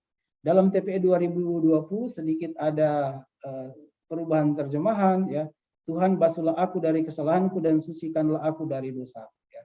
Ini perubahan terjemahan, ya namanya kan terjemahan itu selalu ada interpretasi dan rasa bahasa di balik itu. Nah, ini juga yang menarik, ada yang disebut dengan orate fratres atau kata-kata berdoalah saudara-saudari. Ya. Di dalam TPE 2005 dikatakan imam berdiri di belakang altar menghadap ke arah umat, ia membuka tangan dan mengatupkannya sambil berkata. Jadi dalam TPE 2005 posisi altar pada saat posisi imam pada saat mengucapkan orate fratres ini berdoalah saudara-saudari di belakang altar, membuka tangan dan mengatupkannya. Di dalam TPE 2020 dikatakan begini, sesudah itu ia berdiri di tengah altar. Jadi ini beda tempat. Menghadap umat seraya merentangkan tangan, lalu mengatupkannya lagi. Lalu mengucapkan doa-doa ini. Jadi di dalam TPE 2020, apa yang harus dibuat oleh imam? Imam itu berdiri di tengah altar, in medio altaris. Bukan di belakang altar. Jadi ini soal perubahan terjemahan. Ya. Jadi rupanya TPE 2005 itu salah menerjemahkan in medio altaris, diterjemahkan di belakang altar. Padahal in medio altaris itu proses di tengah altar. Merentangkan tangan, jadi bukan membuka tangan, dan mengatupkannya. Jadi ini cuma soal perubahan terjemahan, tapi juga membawa konsekuensi di dalam tindakan dari imam. Jadi memang ya rekan-rekan imam ini namanya rubrik, jadi mengatur hal-hal yang ya untuk kita hal-hal sepele, ya namanya rubrik yang mengatur hal-hal yang sangat-sangat mendetail, ya. Ya tentu ini tidak ada hubungannya dengan surga dan neraka dan lain-lain. Ini cuma soal supaya kita menjalankannya dalam kesatuan tata gerak dan tindakan. Nah, ini juga yang menarik, ada istilah baru yang dipakai. Doa atas persembahan. Ya. Di dalam TPE 2005 ada rubrik untuk doa persiapan persembahan. Rubriknya berbunyi, sambil merentangkan tangan, imam mengucapkan atau melakukan doa persiapan persembahan. Jadi dipakai istilah doa persiapan persembahan. Dan di dalam TPE 2020, sesuai dengan terjemahan Latin, dipakai istilah Sebagaimana dikatakan dalam rubrik, lalu imam dengan tangan terentang mengucapkan doa atas persembahan, ya, yang diakhiri dengan kata-kata berikut. Jadi yang dipakai adalah istilah doa atas persembahan. Ini persis terjemahan Latin dari istilah teknis oratio super oblata. Ya, oratio super oblata. Yang beda lagi dengan rubrik TPE 2005, kalau di dalam 2005 doa persiapan persembahan ini bisa diucapkan atau dilakukan, di dalam TPE 2020 dikatakan hanya diucapkan, jadi tidak dilakukan oleh imam atau selebran. Ya, ini tentu sedikit meringankan kita, ya, para imam. Jadi tidak lagi dilakukan, tapi cukup diucapkan. Nah, kemudian ini doa syukur agung. Ya, ini juga ada banyak perubahan, biarpun saya tidak jelaskan semua perubahan. Jadi sama, sikap umat pada doa syukur agung adalah berdiri. Jadi umat berdiri selama doa syukur agung, tentu ada kekecualian pada saat sesudah sanctus. Ada sedikit perubahan rumusan lagi. Ya. Yang kita lihat adalah prefasi, bagian dari doa syukur agung. Ada banyak sekali perubahan di dalam prefasi. Dalam TPE 2005, rubrik untuk prefasi itu mengatakan begini, sambil merentangkan tangan, imam melakukan atau mengucapkan prefasi. Pada akhir prefasi, imam mengatupkan tangan dan bersama-sama umat melakukan atau menyerukan kudus. Nah, ini persis sama dengan TPE 2020, hanya TPE 2020 buku imam itu menyediakan teks kudus dengan pola lagu. Ya. Jadi disediakan teks kudus, kita bisa lihat sendiri. Jadi ini sangat membantu untuk selebran.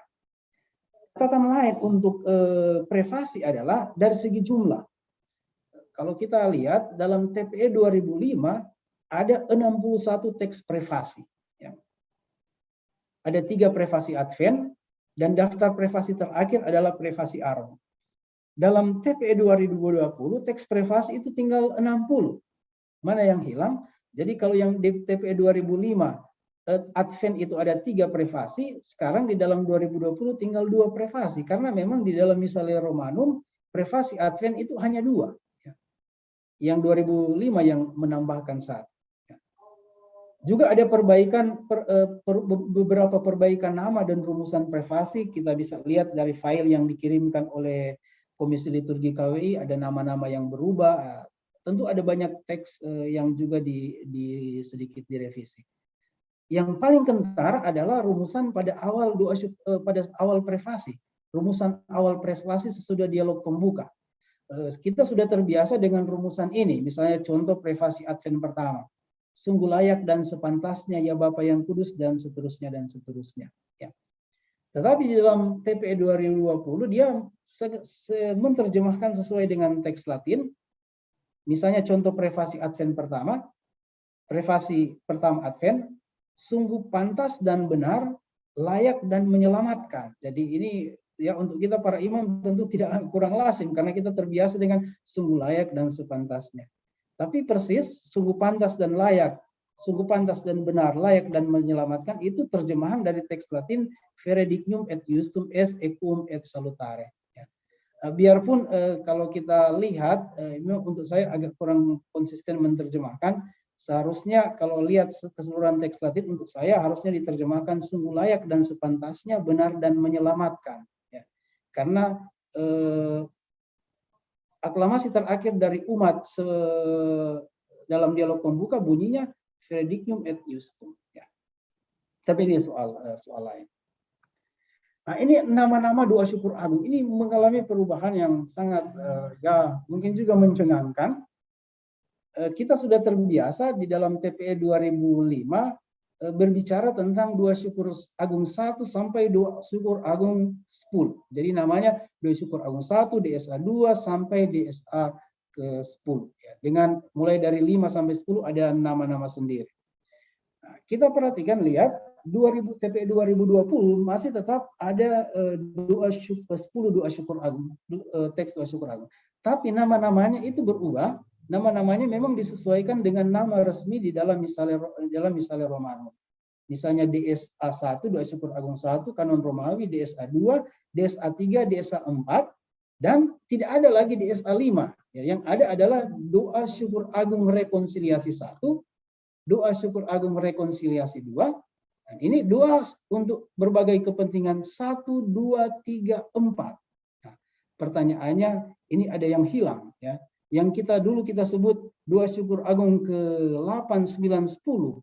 Doa syukur agung dalam misa bersama anak-anak kumpueris itu tidak ada lagi di sini ya.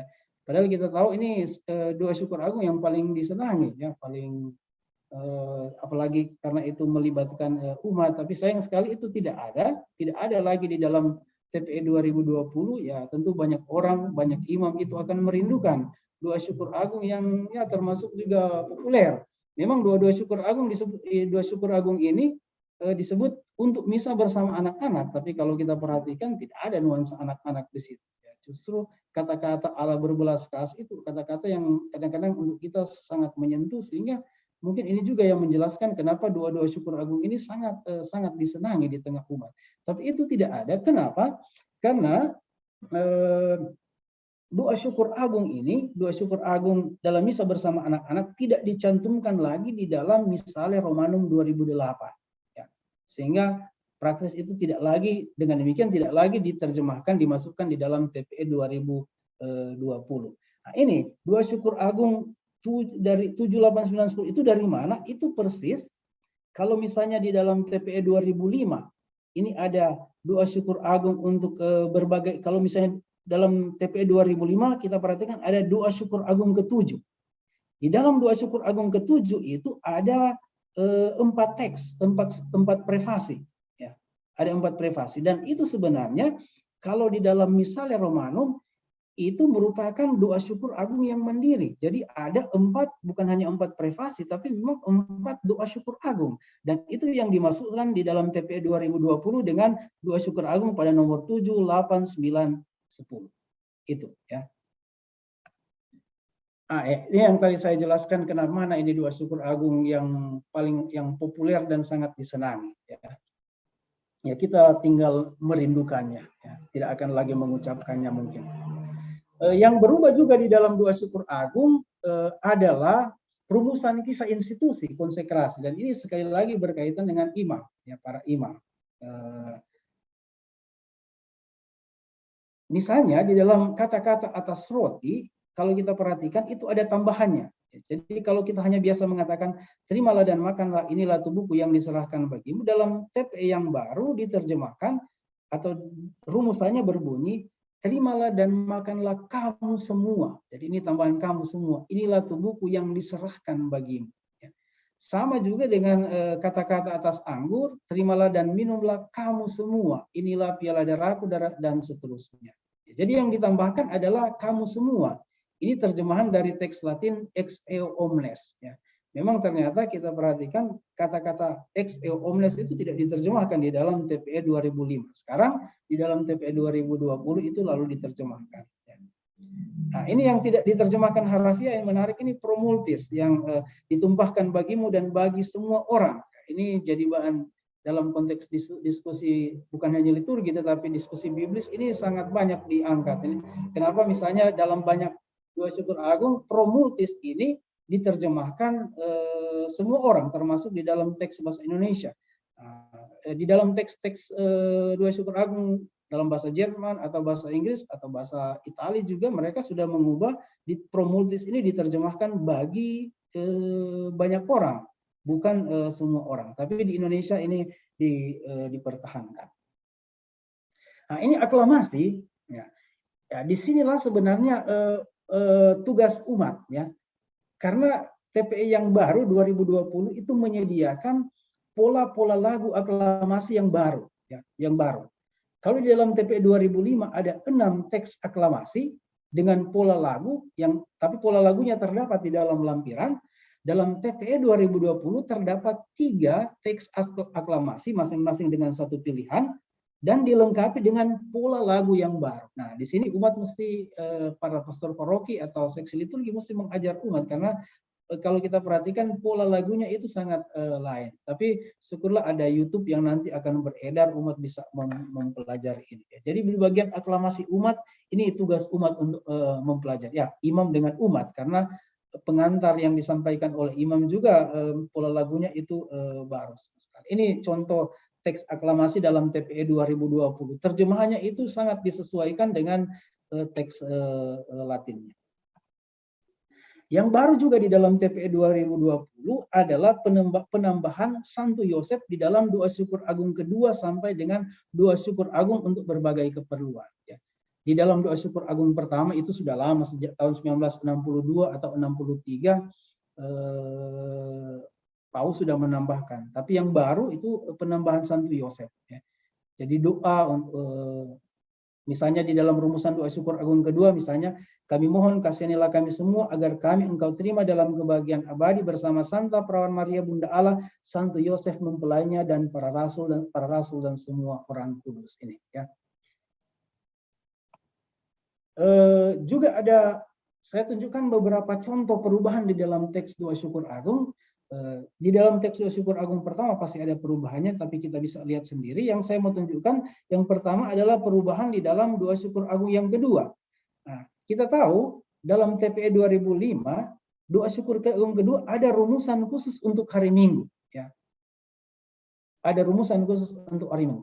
Di dalam TPE yang baru 2020, rumusan khusus itu dihilangkan. Ya.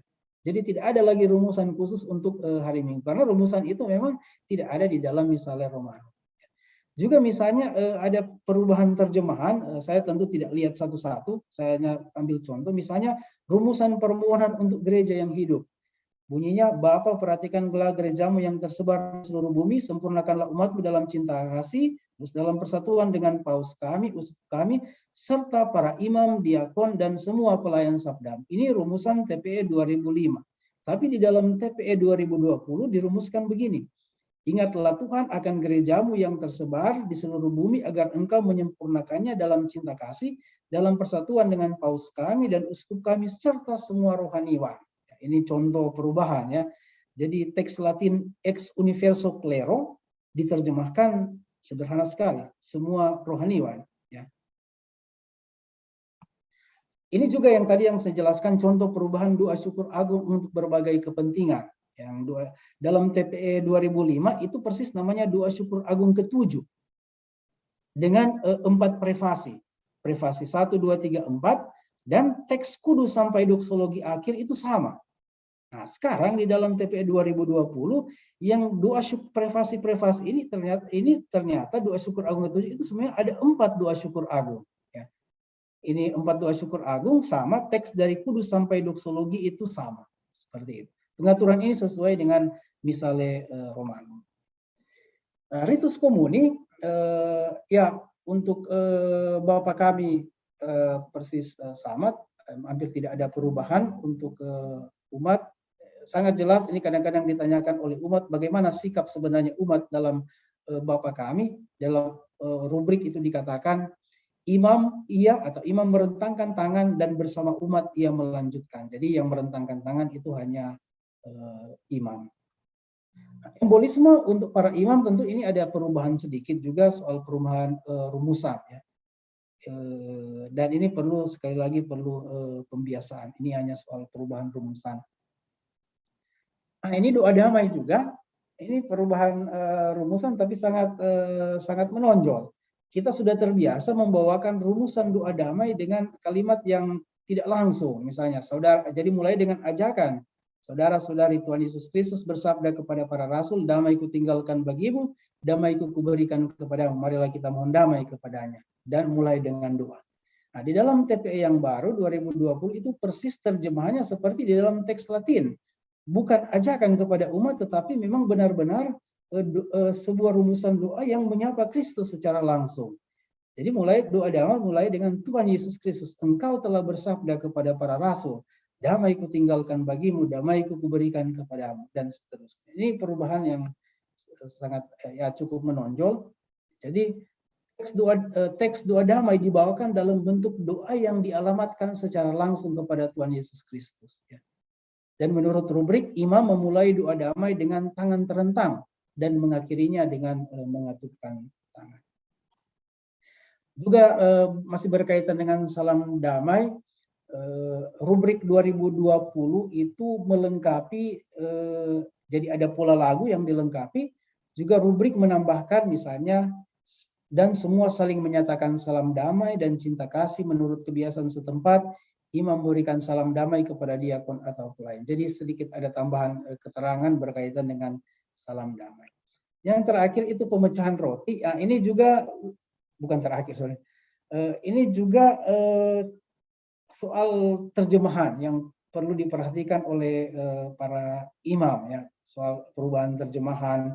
Misalnya yang terakhir TPE 2005 ada kata akan, di dalam TPE 2020 akan tidak ada lagi, ya. Ini gampang sekali untuk dilihat. Nah, persiapan komuni, ini ada sebagaimana yang diinformasikan oleh Sekretaris Komisi Liturgi. Di sini ada salah cetak, di sini ada salah cetak. Jadi kalau kita perhatikan TPE yang baru ini juga kita bisa menemukan ada kesalahan-kesalahan teknis. Jadi masih ada beberapa salah teknis. Misalnya contoh ini, ya, doa yang diucapkan oleh imam. Tuhan Yesus Kristus, Putra Allah yang hidup, karena kehendak-Mu dan dengan bantuan Roh Kudus, Engkau telah membebaskan dunia berkat kematian-Mu. Nah, lalu yang kata bebaskanlah itu tidak ada di dalam TPE. Jadi aku dari segala dosa. Ya, lalu nanti kita kalau para imam kalau sudah ada bukunya, nanti kata ini bebaskanlah ini tambah sedikit dengan tulisan tangan. Jadi di bagian ini, ya. Kita akan lihat bahwa ada kalimat yang rancu karena kata bebaskanlah itu tidak ada. Jadi masih ada juga kesalahan-kesalahan teknis. Persiapan komuni, kalau di dalam TPE 2005 ada rumusan,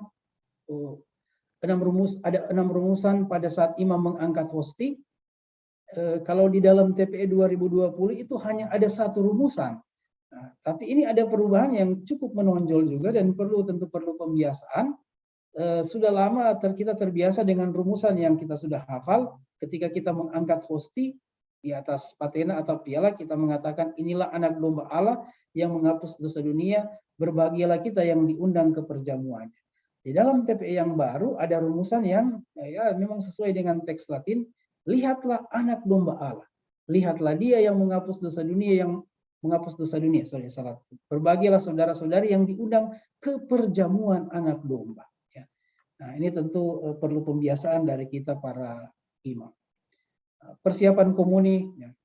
Kalau misalnya dalam TPE 2005 ada kemungkinan umat berlutut atau berdiri, di dalam TPE 2020 tidak disebutkan lagi sikap umat. Ya. Itu berarti ya logisnya sampai pada persiapan komuni umat itu tetap berdiri. Yang lain-lain bisa kita skip.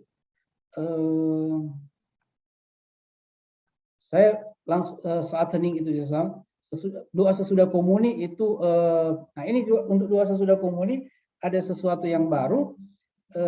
TPE 2005 rubrik tidak menyebut di mana imam membawakan doa sesudah komuni, tetapi dalam kebiasaan kita membawakannya di tempat duduk, ya. Tapi di dalam TPE 2020 rubrik mengatakan lalu sambil berdiri di depan altar atau di depan kursi. Jadi imam menghadap umat dan dengan tangan terkatup berkata, membawakan doa sesudah komuni. Jadi doa sesudah komuni bisa dibawakan entah di depan altar atau di depan kursi imam. Ritus penutup, ini juga ada hanya soal perubahan rumusan berkat. Kita sudah terbiasa dengan rumusan berkat. Semoga saudara sekalian diberkati oleh Allah Bapa yang Maha Kuasa, Bapa dan Putra dan Roh Kudus. Jadi bentuk rumusannya pasif. Di dalam TPE 2020 rumusan berkatnya aktif. Semoga Allah yang Maha Kuasa memberkati saudara sekalian, Bapa dan Putra dan Roh Kudus. Jadi itu persis terjemahan Latin. Benedicat vos omnipotens Deus dan seterusnya. Di dalam TPE 2020 juga ini misa yang dirayakan bersama dengan yang dipimpin oleh uskup. Di situ tersedia tata cara berkat yang dibawakan oleh uskup dalam misa pontifikal. Nah, perutusan ini juga ada perubahan rumusan. Dalam TPE 2005 tersedia 2 rumusan pengutusan. Dalam TPE 2020 terdapat 4 rumusan pengutusan dan masing-masing dilengkapi dengan pola lagu yang tentu sangat membantu. Yang berbeda adalah misalnya rumusan 1. Kalau dalam TPE 2005 rumusannya saudara sekalian perayaan Ekaristi sudah selesai, syukur kepada Allah, marilah pergi kita diutus. Dalam TPE 2020 rumusannya, saudara-saudari pergilah, misa sudah selesai, syukur kepada Allah. Jadi itu ada perubahan yang sedikit. Lalu kemudian perarakan keluar seperti biasa. Saya tidak bahas, kita bisa lihat perbedaannya. Dan saya juga, kita bisa melihat juga ada perbedaan di dalam lampiran. Ya. Misalnya lampiran TPE 2020 berisikan ada berkat-berkat di akhir misa. Juga ada doa atas umat. Doa-doa ini bisa digunakan menurut pertimbangan imam di akhir perayaan Ekaristi atau liturgi sabda atau ofisi atau sakramen-sakramen. Ada 28 rumusan doa atas umat. Ini jarang sekali kita pakai. Padahal rumusannya itu bagus ya. Dalam lampiran itu, nah ini yang baru juga. Ini ada tata perayaan Ekaristi bersama satu pelayan. Ya. Inilah yang secara tradisional, biarpun secara keliru kita pakai istilah doa misa privat. Misa privat. Jadi di sini ada rumusan khusus untuk imam yang mau merayakan dalam tanda kutip misa privat, biarpun istilah misa privat itu bisa dimengerti keliru. Yang disebut dengan misa privat adalah misa yang dirayakan dengan sekurang-kurangnya satu pelayan. Ya. Ada rumusannya di situ. PUMR itu menjelaskan apa yang dimaksudkan dengan itu, tapi saya membacakan satu nomor, dikatakan misa hendaknya tidak dirayakan tanpa seorang pelayan pun atau tanpa dihadiri sekurang-kurangnya oleh sejumlah kecil umat, kecuali kalau ada alasan yang berat. Dalam hal ini seperti ini, salam, kata pengantar, dan berkat pada akhir Ekaristi ditiadakan. Jadi tidak pernah ada misa privat, tidak pernah misa privat itu dimengerti misa yang dirayakan oleh imam sendiri. Jadi misa privat, atau kita pakai istilah itu biarpun tidak tepat, adalah misa yang dirayakan sekurang-kurangnya dalam kehadiran satu pelayan. Ya. Unus tantum minister participat. Ya. Jadi ada rumusannya, sudah disediakan. Lalu ada lagu-lagu juga untuk perayaan Ekaristi.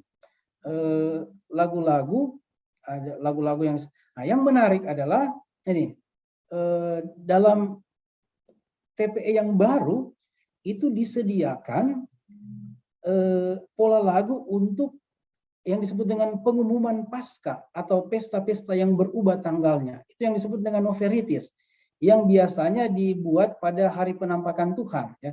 Dalam rubrik itu, dalam rubrik dikatakan pada hari penampakan Tuhan untuk memelihara praktek kuno gereja kudus. Setelah Injil dinyanyikan, diakon atau solis mengumumkan dari mimbar pesta-pesta yang berubah tanggalnya sepanjang tahun dengan rumusan sebagai berikut. Bahasa Latinnya disebut Noveritis.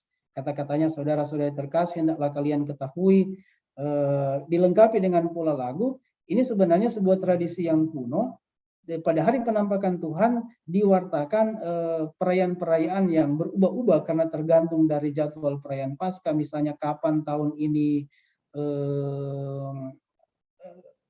Rabu Abu, dan semua pesta-pesta yang berhubungan dengan perayaan Paskah itu diumumkan. Jadi ada teksnya. Ini sesuatu yang baru di dalam TPE yang baru ini. Nah, sebagai catatan akhir, ya ini hanya dari perspektif saya yang tentu masih bisa ditambahkan. Terjemahan teks liturgi adalah salah satu bisnis atau kesibukan penting dan bahkan ribet di dalam ilmu liturgi, juga di dalam pastoral liturgi. Jadi soal penterjemahan teks. Ya. Dan sejarah teks liturgi adalah sejarah penterjemahan. Kita melihat tata perayaan Ekaristi ini juga dalam konteks bisnis itu. Jadi kesibukan menerjemahkan. Ya. Jadi kita membayangkan saja, sedangkan misalnya Romanum itu terus-menerus direvisi dan terjemahan, apalagi misalnya kita bicara tentang tata perayaan Ekaristi di dalam bahasa kita. Ya. Dan ya namanya terjemahan itu kan sangat kompleks. Terjemahan itu selalu menyertakan interpretasi, dan terjemahan itu juga kadang-kadang menyertakan soal rasa bahasa. Kata Latin yang sama bisa diterjemahkan oleh orang dengan rasa yang lain, sehingga memang sangat ribet untuk terjemahannya. Tapi kita bersyukur bahwa kita memiliki satu buku yang diterjemahkan, dikelola secara bersama. Nah, tata perayaan Ekaristi 2020 adalah usaha untuk menerjemahkan teks liturgis dari misalnya Romanum 2008 secara setia. bahkan hampir secara harafiah, ya, kalau kita perhatikan. Ya.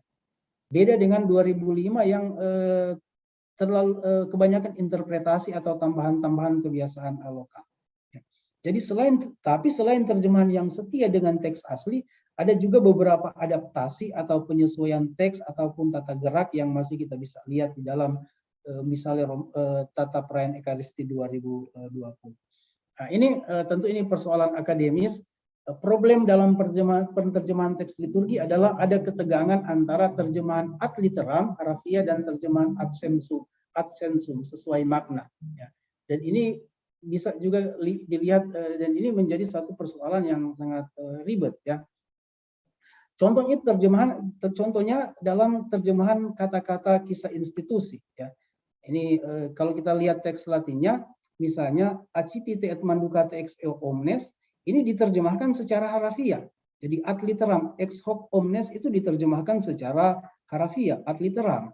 Tetapi misalnya contoh yang tadi saya sebutkan pro multis itu tidak diterjemahkan secara harafiah, tetapi diterjemahkan ad sensum. Jadi tidak diterjemahkan untuk banyak orang, tetapi diterjemahkan untuk semua orang. Dari segi teologi kitab suci atau eksegese itu sebenarnya pro multis itu juga bisa diterjemahkan untuk semua orang, tapi itu interpretasi. Ya. Terjemahan harafiahnya adalah untuk semua orang. Dan memang rupanya para uskup ini pernah berkonsultasi dengan Paus pada waktu mungkin Monsignor Roli tahu persis, ditanyakan kepada Paus bagaimana kita menerjemahkan istilah promultis ini. Apakah diterjemahkan ad literam atau secara harafiah atau diterjemahkan ad sensum atau diterjemahkan secara makna. Lalu katanya Paus mengatakan ad sensum, jadi terjemahkan secara makna. Makanya ini mungkin menjadi alasan kenapa misalnya kata promultis itu tetap diterjemahkan, dipertahankan terjemahannya bagi semua orang, bukan bagi banyak orang. Nah, ini beberapa hal yang saya bisa sampaikan. Dan yang terakhir saya mengutip tanpa membuat kesimpulan, mengutip kata-kata dari Ignatius Kardinal Suharyo pada peluncuran TPE 2020 ini, saya kutip saja dari bukan teks tertulis tetapi teks lisan yang dia sampaikan. Bapak Kardinal mengatakan terjemahan tadi sudah dijelaskan dipersiapkan dalam waktu lama supaya sungguh-sungguh dapat dirasa-rasakan, bukan sekedar dibacakan. Betul dalam bahasa Indonesia, tata bahasanya begini, tetapi juga dapat dirasakan. Dengan pengorbanan pasti yang tidak sedikit, karena rasa bahasa kita di Indonesia yang luas ini kadang-kadang berbeda-beda. Tetapi itulah pengorbanan untuk mengungkapkan kesatuan kita di dalam gereja sedunia, Gereja Katolik Indonesia. Ya, Bapak Uskup, para rekan-rekan imam, dosen, mahasiswa-mahasiswi, dan umat sekalian yang terkasih, ini yang bisa saya sampaikan berkaitan dengan TPE yang baru ini. Minta maaf mungkin karena waktu terlalu lama, tapi saya kembalikan kepada moderator bagaimana proses selanjutnya. Mungkin tentu pertanyaannya dalam konteks Uskupan Manado adalah bagaimana kita membuat di Uskupan Manado. Memang saya sudah sebagai Ketua Komisi Liturgi sudah mulai berpikir bagaimana membuat semacam katakanlah sebuah surat edaran di masa transisi ini, tetapi tentu perlu dikonsultasikan kepada Bapak Uskup, ya. Mungkin kalau kebetulan Bapak Uskup hari ini hadir bersama-sama dengan kita, bisa juga Bapak Uskup mengungkapkan atau menyampaikan apa yang bisa kita buat di Keuskupan Manado. Saya kembalikan kepada moderator Pastor Hermas. Terima kasih kepada Pastor Stanley yang sudah dengan sangat detail memaparkan kepada kita apa yang berubah, yang kemudian akan kita gunakan dalam TPE yang baru, TPE 2020. Ada banyak detail yang disampaikan di sana dari ritus pembukaan sampai dengan penutup, di mana di sana kita buat pengutusan umat. Baik, para pastor, para mahasiswa-mahasiswi, serta Bapak, Ibu, Saudara-saudari sekalian, khususnya kepada Uskup Roli, saya sapa dengan hormat bila beliau masih ada. Saya tidak bisa lihat dalam layar saya. Sekarang ini kita punya waktu sangat sedikit. Memang disengaja kita berikan waktu yang cukup untuk pemateri kita, karena untuk memaparkan segala yang baru yang ada dalam TPE yang baru ini, dan bagus memang kita punya kesempatan seperti ini.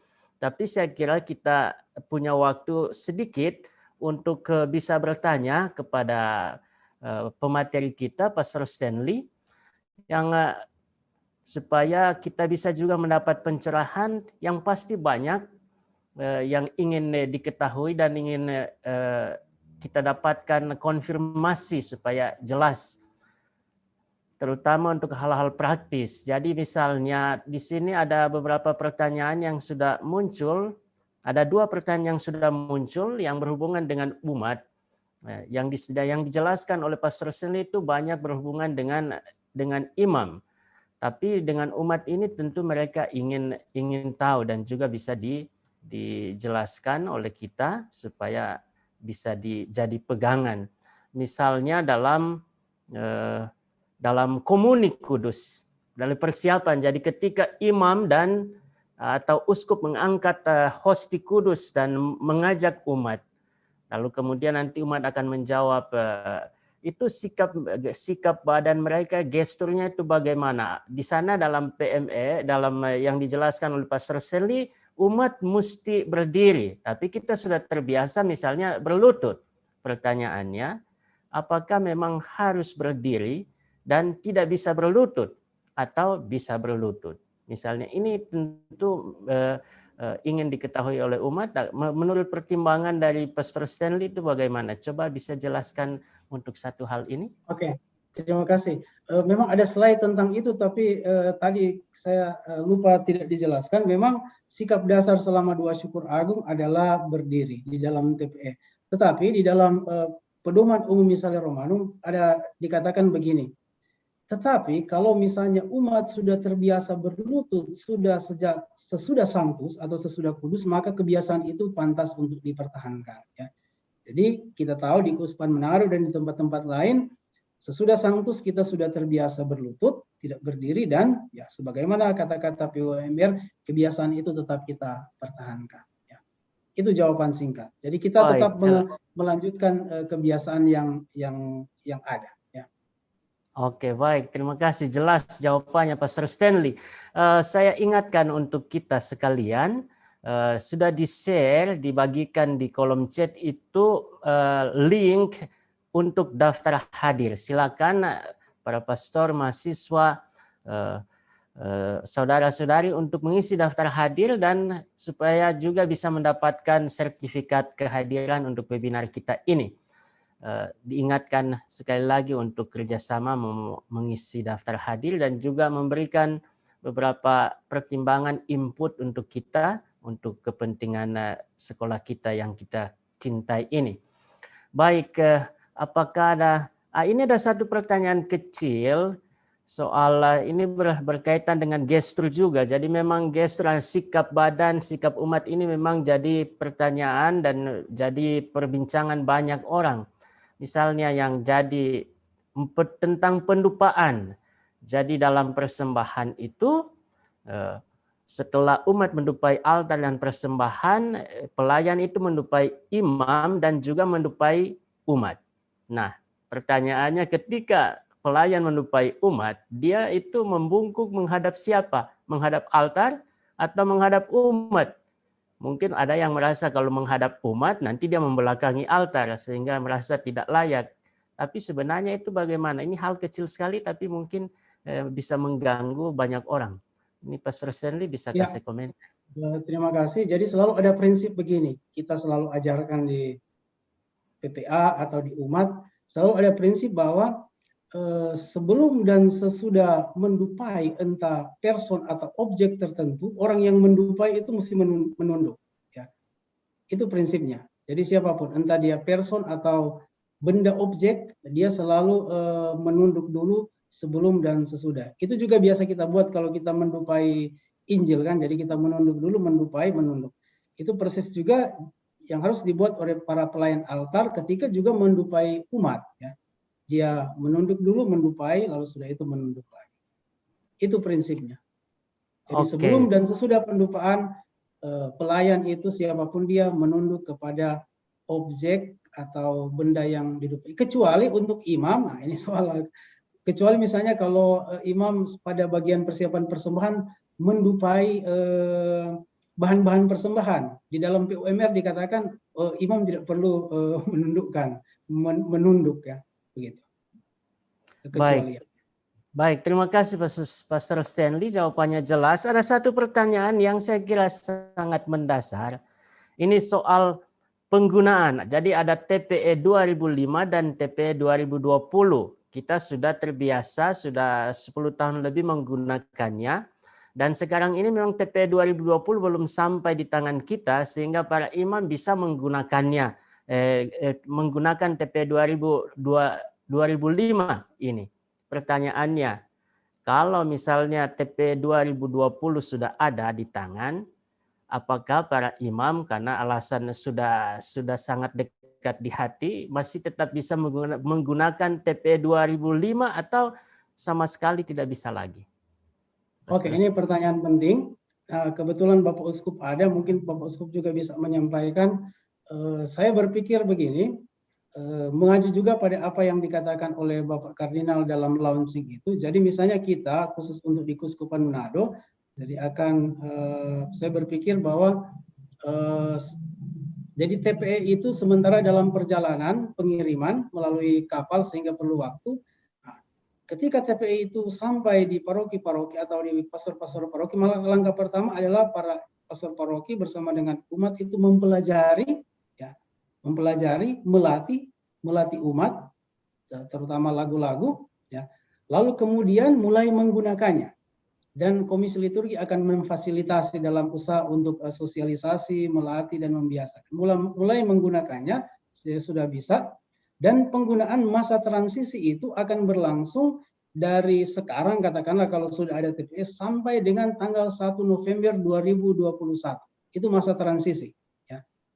Kalau mengacu kepada apa yang dikatakan oleh Bapak Kardinal, sampai 1 November 2021, TPE 2005 itu masih berlaku. Sesudah itu, sesudah 1 November 2021, TPE 2005 itu otomatis tidak berlaku lagi. Nah, tentu di Keuskupan Manado kita akan mengatur bagaimana caranya, tentu dengan persetujuan uskup, supaya masa transisi ini dipakai. Dan kita berusaha supaya memang tanggal sekurang-kurangnya, selambat-lambatnya, tanggal 1 November 2021, seluruh umat di Keuskupan Manado sudah merayakan misa dengan TPE 2020 ini. Ini yang saya pikirkan, tentu mungkin Bapak Uskup bisa memberikan komentar. Terima kasih. Terima kasih. Jawabannya sangat jelas, Pastor Stanley. Jadi memang kita jelas bahwa nanti kalau sudah ada di tangan kita, maka kita pakai yang baru. Ini bukan soal suka atau tidak suka, like or dislike, tapi memang soal prinsip, menjadi lambang juga cara kita merayakan liturgi sebagai satu gereja yang satu. Dan itu urusan Bapak Uskup dan tentu oleh Komisi Liturgi yang diketuai oleh Pastor Stanley Pondaa. Nanti kalau Bapak Uskup yang mulia Bapak Uskup Roli ada, nanti saya akan berikan 1-2 menit untuk bicara. Mohon nanti tim IT bisa melihat. Tapi sebelum saya berikan waktu untuk Bapak Uskup, saya satu pertanyaan kecil lagi untuk Pastor Stanley yang mungkin baik untuk kita. Soal yang tidak ada dalam rubrik misalnya, yang jadi kebiasaan-kebiasaan saleh misalnya itu tarian ketika persembahan dibawa, ataupun ketika umat membawa persembahan diterima oleh imam, sesudah imam menerimanya dia memberkati mereka yang membawa persembahan. Itu kebiasaan-kebiasaan mungkin kita bisa katakan kebiasaan saleh tapi tidak ada dalam rubrik. Nah, dalam kesempatan di mana kita akan memakai tata perayaan yang baru ini, kira-kira hal-hal seperti ini itu disikapi bagaimana? Pastor Stanley bisa kasih komentar? Ya, memang di umat itu sudah disosialisasi hal-hal seperti itu yang sebenarnya bukan cuma soal rubrik, tapi dari segi makna itu sebenarnya memang tidak ada maknanya. Misalnya imam itu memberkati umat yang membawa bahan persembahan, kenapa mereka harus diberkati khusus ya? Memang di rubrik tidak dikatakan, dan memang dari segi makna itu tidak perlu.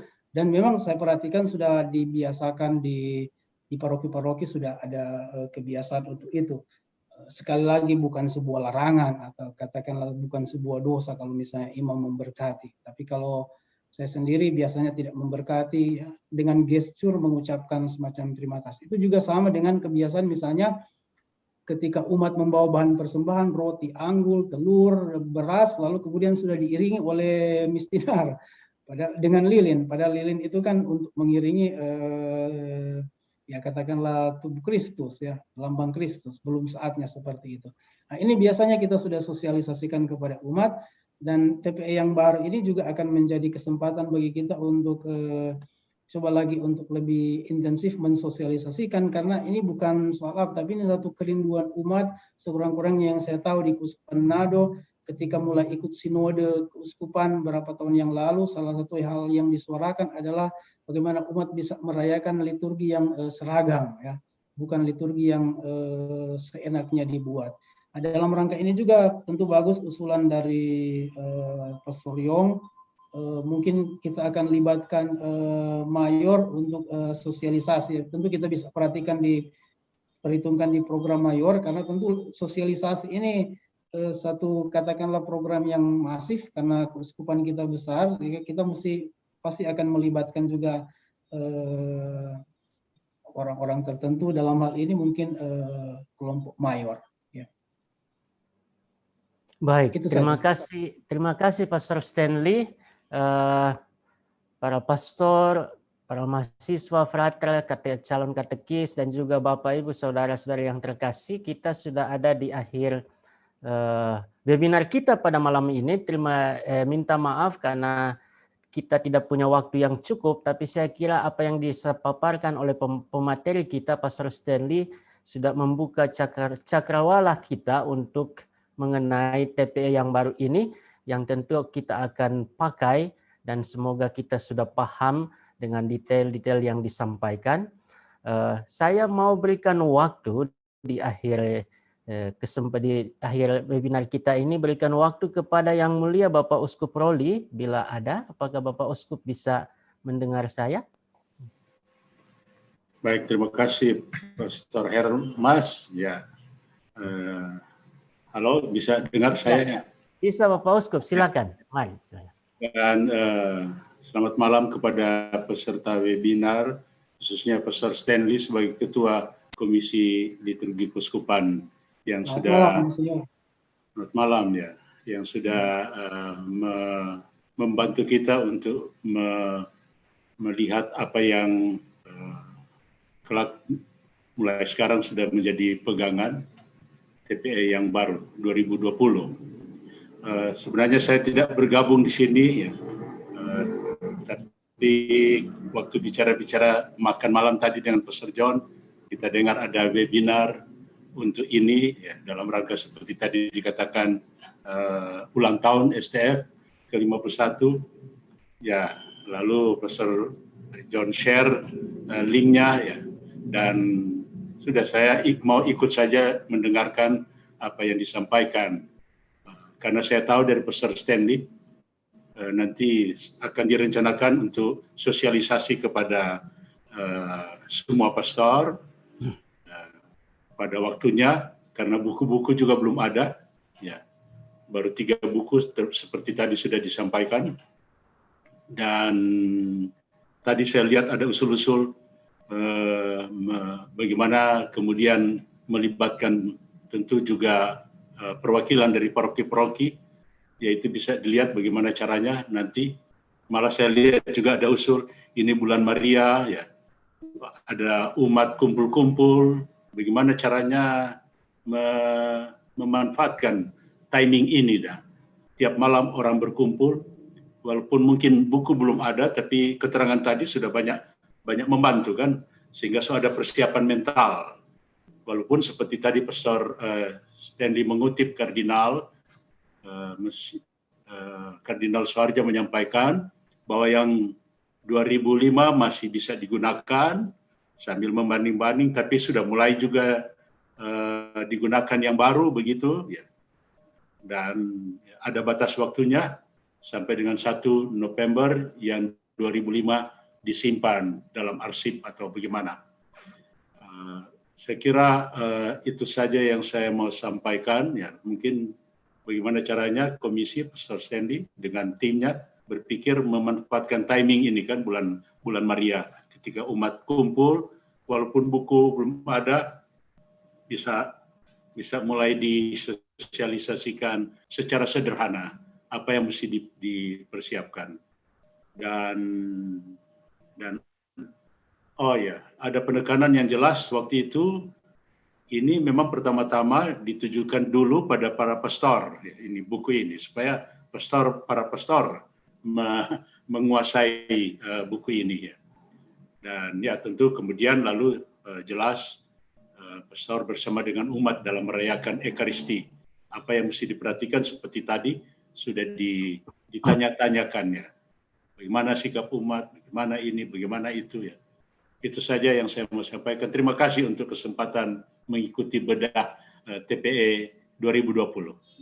Selamat malam. Terima kasih banyak Bapak Uskup Roli yang kami hormati dan kasihi. Kehadiran Bapak Uskup tentu menunjukkan perhatian konsen yang besar untuk liturgi, terutama dalam Keuskupan Manado, tapi juga dukungan untuk kami, para pastor, para mahasiswa yang ada di Sekolah Tinggi Filsafat Seminari Pineleng, yang diharapkan juga akan menjadi pelaku-pelaku liturgi yang benar sesuai yang diharapkan oleh gereja dan juga oleh umat kita sendiri. Baik, kita sampai pada akhir webinar kita, tapi saya ingin dan ajak kita untuk berikan aplaus kepada pemateri kita. Terima kasih Pastor Stanley Pondaa yang sudah memberikan penjelasan yang detail. Silakan memberikan reaksi, entah tepuk tangan ataupun jempol, kami persilakan. Dan terima kasih jempol untuk kita semua. Kita sampai nanti akan diberikan di akhir webinar kita ini akan kita buat foto bersama. Jadi jangan dulu tinggalkan ruang Zoom ini. Siapkan senyum Anda yang paling bagus, kita buat foto bersama. Dan kesempatan ini saya berikan kepada Pastor Hertanto sebagai Ketua Sekolah Tinggi Filsafat Seminari Pineleng untuk menyampaikan ucapan terima kasih. Sesudah itu kita foto bersama dan doa penutup. Romo Hertanto, saya persilahkan. Baik, terima kasih Pastor Hermas atas kesempatan yang diberikan kepada saya. Atas nama keluarga Sekolah Tinggi Filsafat Seminari Pineleng, saya mengucapkan terima kasih pertama kepada Pastor Stanley dan juga kepada Pastor Hermas, tapi juga kepada semua yang hadir pada kesempatan kali ini, khususnya kepada Bapak Uskup yang pada kesempatan ini hadir. Memang di dalam pembicaraan hari Sabtu yang kemarin itu, kami mengadakan atau berpikir, mari kita paling tidak untuk Sekolah Tinggi Filsafat Seminari Pineleng dulu, untuk Civitas Academica. Tetapi ternyata animonya begitu besar, sehingga kemudian linknya, Zoom-nya lalu keluar, dan banyak ternyata animo dari umat sekalian, juga dari pastor. Saya lihat Pastor Jimmy Tumbelaka ini, ya jauh-jauh dari Gorontalo sana, Kak Ruyan ikut hadir ya, jadi juga dari teman-teman dari tempat yang jauh juga hadir. Berarti memang animo atau semangat untuk melihat yang baru ini sangat besar. Dan tentu ini akan menjadi titik awal. Tadi disebut tugas kita tidak berhenti di sini, pasti nanti Juga tugas kita bersama dengan Komisi Liturgi akan membantu juga untuk mensosialisasikan TPE yang baru ini. Karena memang kita berkeyakinan seperti dikatakan oleh dokumen, memang gereja memang hidup dari Ekaristi. Dan salah satunya itu menjadi jantung dari para calon imam, calon pelayan, sehingga kami merasa ini penting. Meskipun mendadak, hanya 2 hari persiapannya, tetapi ya dengan situasi sekarang, sarana Zoom seperti ini menjadi lebih mudah. Dan terima kasih dari tim IT juga cekatan menyiapkan ini semua.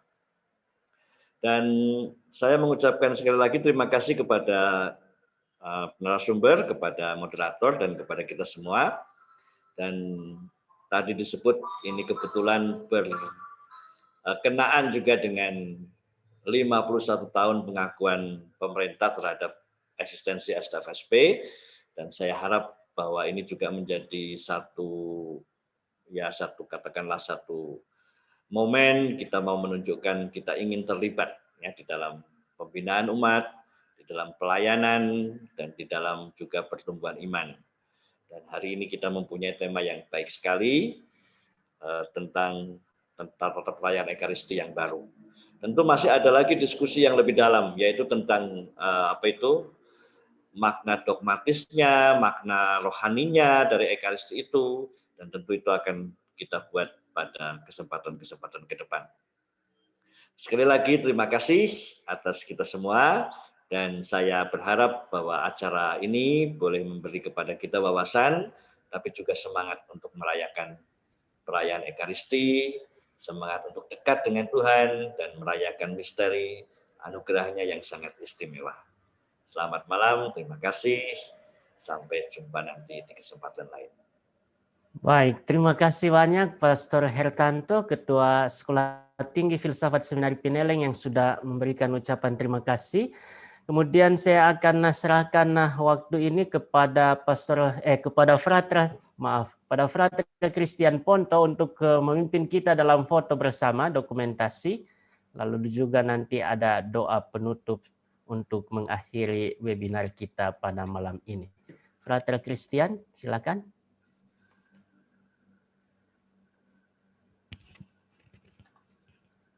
Halo, Frater Christian, bisa dengar saya?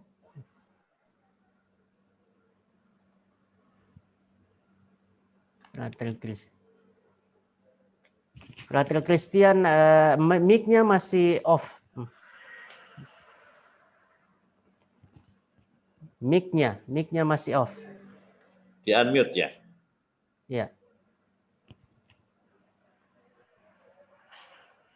Oke, baik, terima kasih. Baik, Romo, terima kasih atas persembahan materi yang sangat luar biasa dari Pastor Stanley dan moderator kita pada kesempatan malam hari ini. Baik, pada kesempatan ini saya akan memimpin foto bersama kita pada malam hari ini. Baik, mari kita berikan senyum terbaik kita. Dalam hitungan ketiga, tim akan mengambil gambar. Dalam 3, 1, 2, 3. Baik, kita lanjut ke halaman 2. Mari berikan senyum terbaik kita. 1, 2, 3. Baik, terima kasih semua atas senyum terbaik yang telah diberikan. Bapak Uskup, para pastor, suster, frater, dan bruder.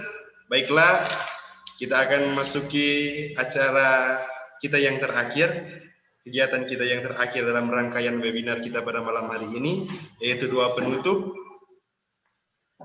yang akan dibawakan oleh Frater Marcel. Kepada Frater Marcel dipersilahkan.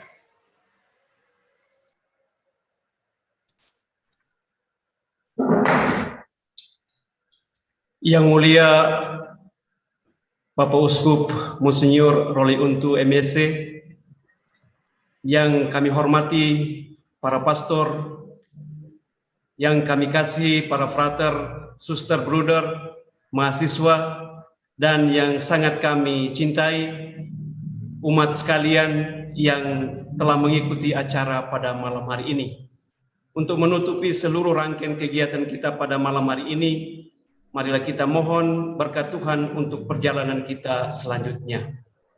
Perkenankanlah saya untuk membawa kita dalam doa penutup. Marilah kita bersatu di dalam doa. Dalam nama Bapa dan Putra dan Roh Kudus. Amin. Dikasihilah hati kudus Yesus di seluruh dunia selama-lamanya. Bunda hati kudus, doakan kami. Allah Bapa yang Maha Kuasa dan Kekal, tak jemu-jemunya kami mengucapkan syukur dan terima kasih kepadamu atas segala berkat yang Engkau limpahkan kepada kami masing-masing. Teristimewa pada malam hari ini, Engkau menuntun kami melalui saudara-saudara kami dengan berbagai kompetensi yang mereka miliki.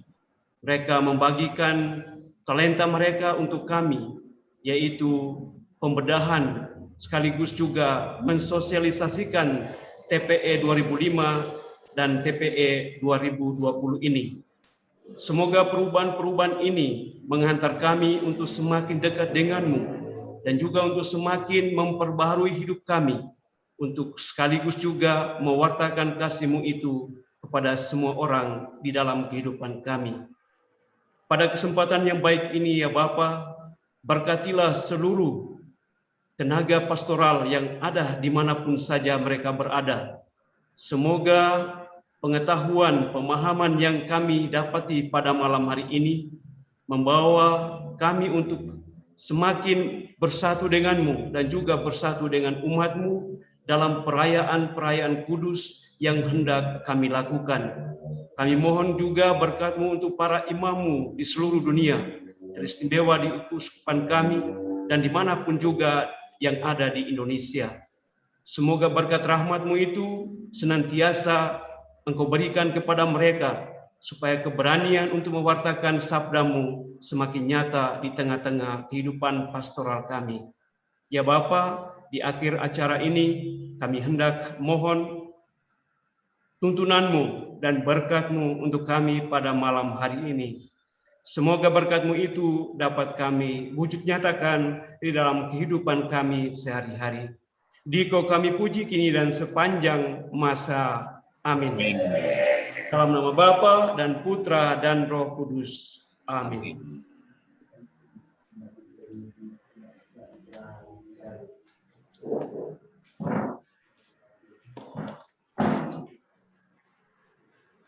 Frater Chris itu mic-nya off.